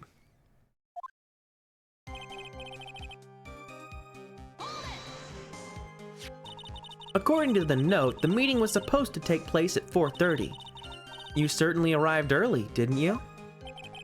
It was raining. Already dark, too. You waited on the bridge for 30 minutes? Mr. Falls. Eagle Mountain, that spot. Strong memories. Why did he just clam up? Could it be he's hiding something here? Yeah, he clearly didn't arrive first because of the positioning. Does it show that on the map? It doesn't show where the victim and the killer were. But we know that he was here and she was there. That doesn't make any sense. That's garbage. That's wrong. I waited on the bridge. The real question now is, how do we show it? You were quite early, so you waited on the bridge, correct? Yeah, I like waiting. I'm used to it. Ahaha. I'm sure he is. Zebra Boy waited 5 years to ask a single question. To find out why a woman betrayed him. To him, 30 minutes must have been like a blink of an eye. I watched my car from the bridge. I never put no body in that car. You were watching the car? That bridge. Other side is broken. Nobody can come from there. So I was watching car. What else were you expecting him to do? I suppose that's the obvious thing to do, but something's bothering me. I'm getting that feeling. A contradiction? Well, I wonder what's on the other side of the broken bridge anyway. No one lives there. There's a small shrine up on the mountain, but that's it. But anyway, nobody came. No car, nothing. Finally, one woman came. She stood in front of me. In front of me. Mr. Falls, think carefully now. Are you certain that it was Valerie Hawthorne? What, I never lie. It's the truth. It was Valerie. I remember her face. Wait a minute. If you had remembered her face, then why did you make her wear a scarf as identification? Sorry. I told a little lie. But the woman I met, she was different from the woman standing here now. She was different. It was Valerie. Talked and then she left. What did you talk to her about anyway? Mr. Falls! Valerie told the truth about the kidnapping 5 years ago. She said someone needed to take the blame for it. That was all I could think to do. She said that. That's why she lied. Got me the death penalty. And were you satisfied with that answer, witness? Dahlia died. It was my fault. But I don't really remember. Maybe I did. Maybe I did push her in. It don't matter no more. Either way, everybody betrayed me. My sweet teen angel dead. But you just saw that she isn't dead. After Valerie talked to me on the bridge, nothing left to live for.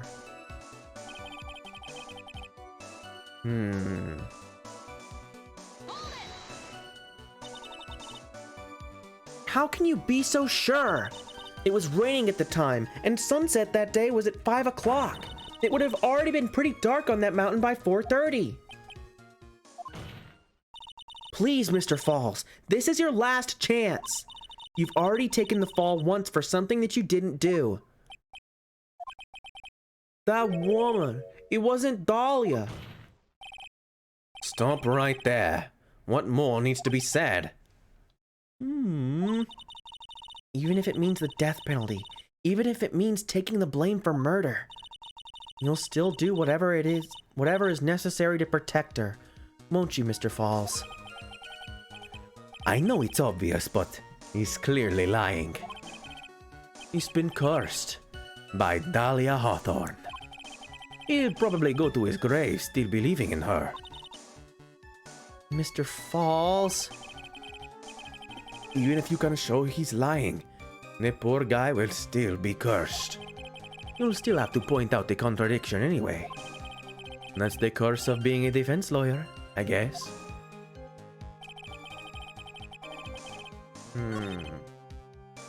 I waited on the bridge. I say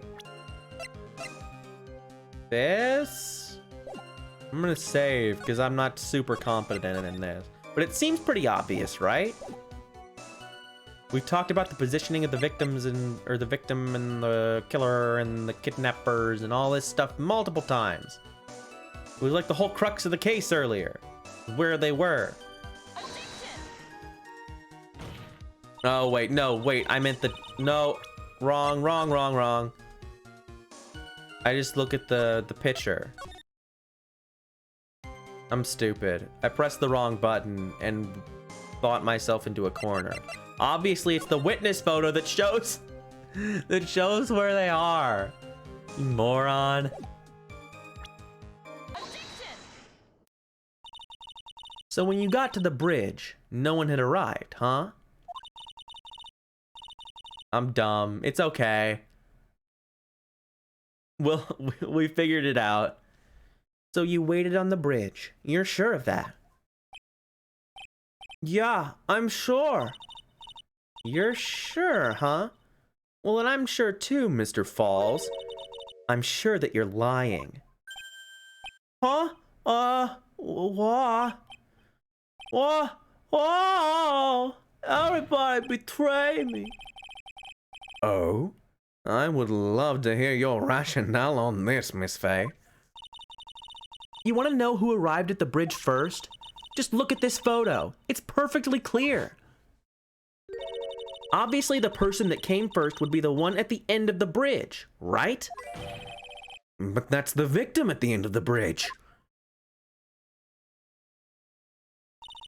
Precisely my point. In other words, Mr. Falls, you must have arrived at the bridge after she did. Oh. Blah. Blah. Mr. Falls? Please, don't get so worked up. We just want the truth. I got there around 4 o'clock. It's true. I had somewhere to go. A special place. Did you go to this special place before you went to the bridge? Yeah, it's an old temple, about 15 minutes from the bridge. 5 years ago, me and Dahlia, we promised each other. We swore we wouldn't betray each other. He brought a memento to represent our love. A memento? 5 years ago, I hid it under the base of the tree there. It's a special memory for me. This is it. This is what I went to get. Hey, I remember this thing.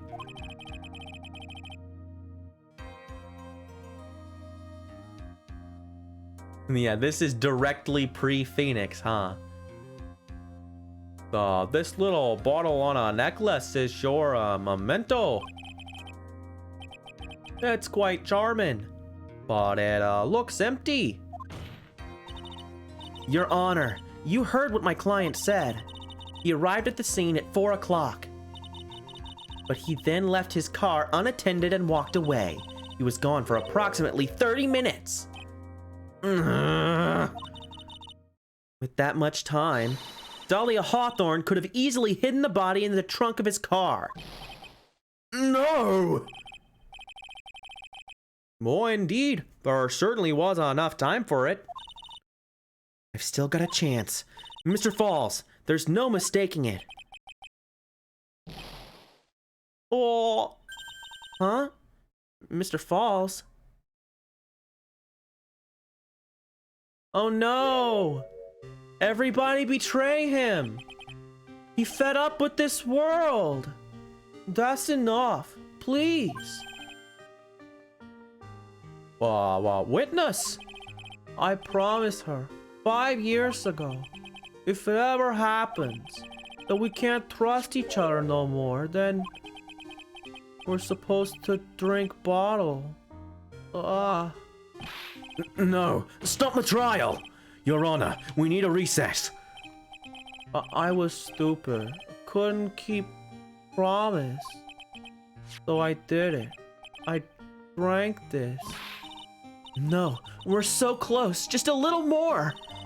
I was going to prove your innocence. No, don't want that. Don't trust self. Maybe kill again. Kill sweet Dahlia again. Mr. Falls! Mr. Armando. Thanks for the coffee. Mr. Falls! Damn. Oh, poor guy. And so my first trial ended. Suddenly and tragically. It ended with no winners, only losers.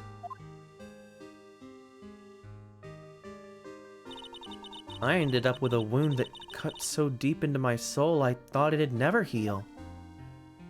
Not until you met Phoenix. I'm sure it was the same for the young prosecutor as well. But one person,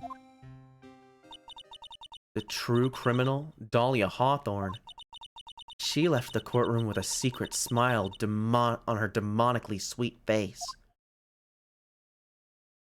Bum bum. Spoopy. Unforgivable. That witch. Mr. Armando. We were so close to the truth. It was right there in front of us. You were just a little too soft, kitten. It's my fault. It's all my fault that Mr. Falls killed himself. 'Cause everybody betrayed me. I can't believe it. I can't believe we nailed it. Don't cry, kitten. You're going to make my coffee all salty. I knew it.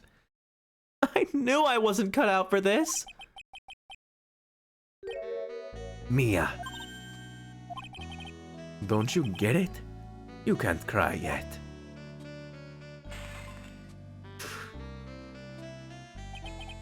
The only time a lawyer can cry is when it's all over. Mr. Armando.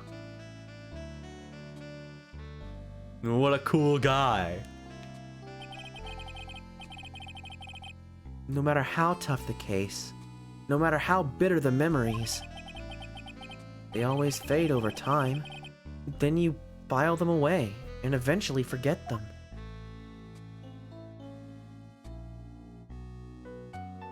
So that's why he hates me. Oh, that was Phoenix's voice, huh?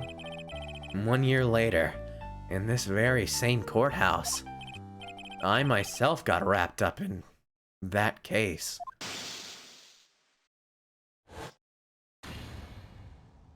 Poor guy.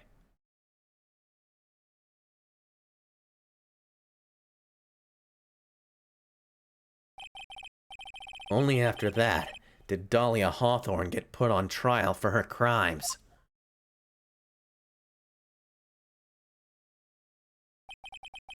And the verdict that was ultimately handed down to her was guilty, of course. Naturally, when the verdict was read, she had a perfect, angelic smile on her face.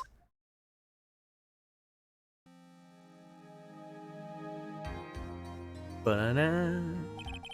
It was finally all over. At least, that's what I thought at the time. Unfortunately, I couldn't have been more wrong. It's been 5 years, but now something has happened that's made me remember all this. What is it? What is it? Oh, we don't get to know! Ooh. Bridge to the Turnabout, Episode 5. We got that statue back. That's probably Misty Faye. Yeah, that's a cool case. Everybody betray me. I'm fed up with this world. What a great time. Sort of a downer ending, much like yesterday's stream. We're on a streak of downers. Oh boy. But yeah, I think that'll do it for today. I'm not gonna look at what's next because I'm scared. I don't want to spoil nothing. I want to jump right into it next time. We're gonna start on episode 5, the last case of Trials and Tribulations. Yeah, I mean, all these last cases are long, so I'm betting on it being a few, at least 3 streams, probably more. Yeah, I mean, it is the end of the trilogy too. Gosh, I'm really making progress. I don't. Which Phoenix game am I gonna play next? I'm not sure. Should I get a hold of the other games somehow? I know you can play them. I think there's on the Android store or something. There's mobile versions of some of those games, but I don't think there's Steam ports or anything.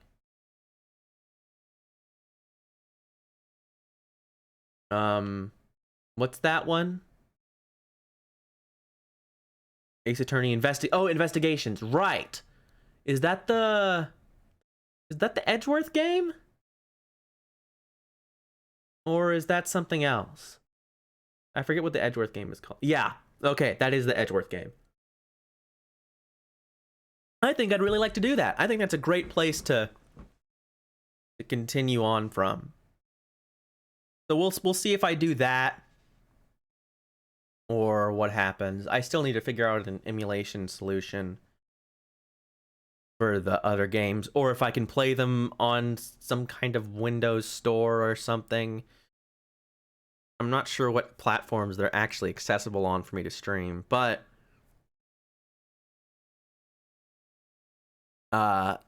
we'll talk about that later. This is all coming to an end pretty fast. So yeah, have a great rest of your day, everybody. I don't know if I'm gonna stream tomorrow. I might have stuff going on, so I would like to, but we will see. In any case, have a great day. And if I don't see you again, have a great Halloween. Yeah, I have Apollo. Gosh, there's so much. So yeah, have a great however long until I see you. Bye-bye, everybody. Mwah. Mwah. There's still a lot of Phoenix to come, so don't be too sad that he's almost leaving. Bye-bye.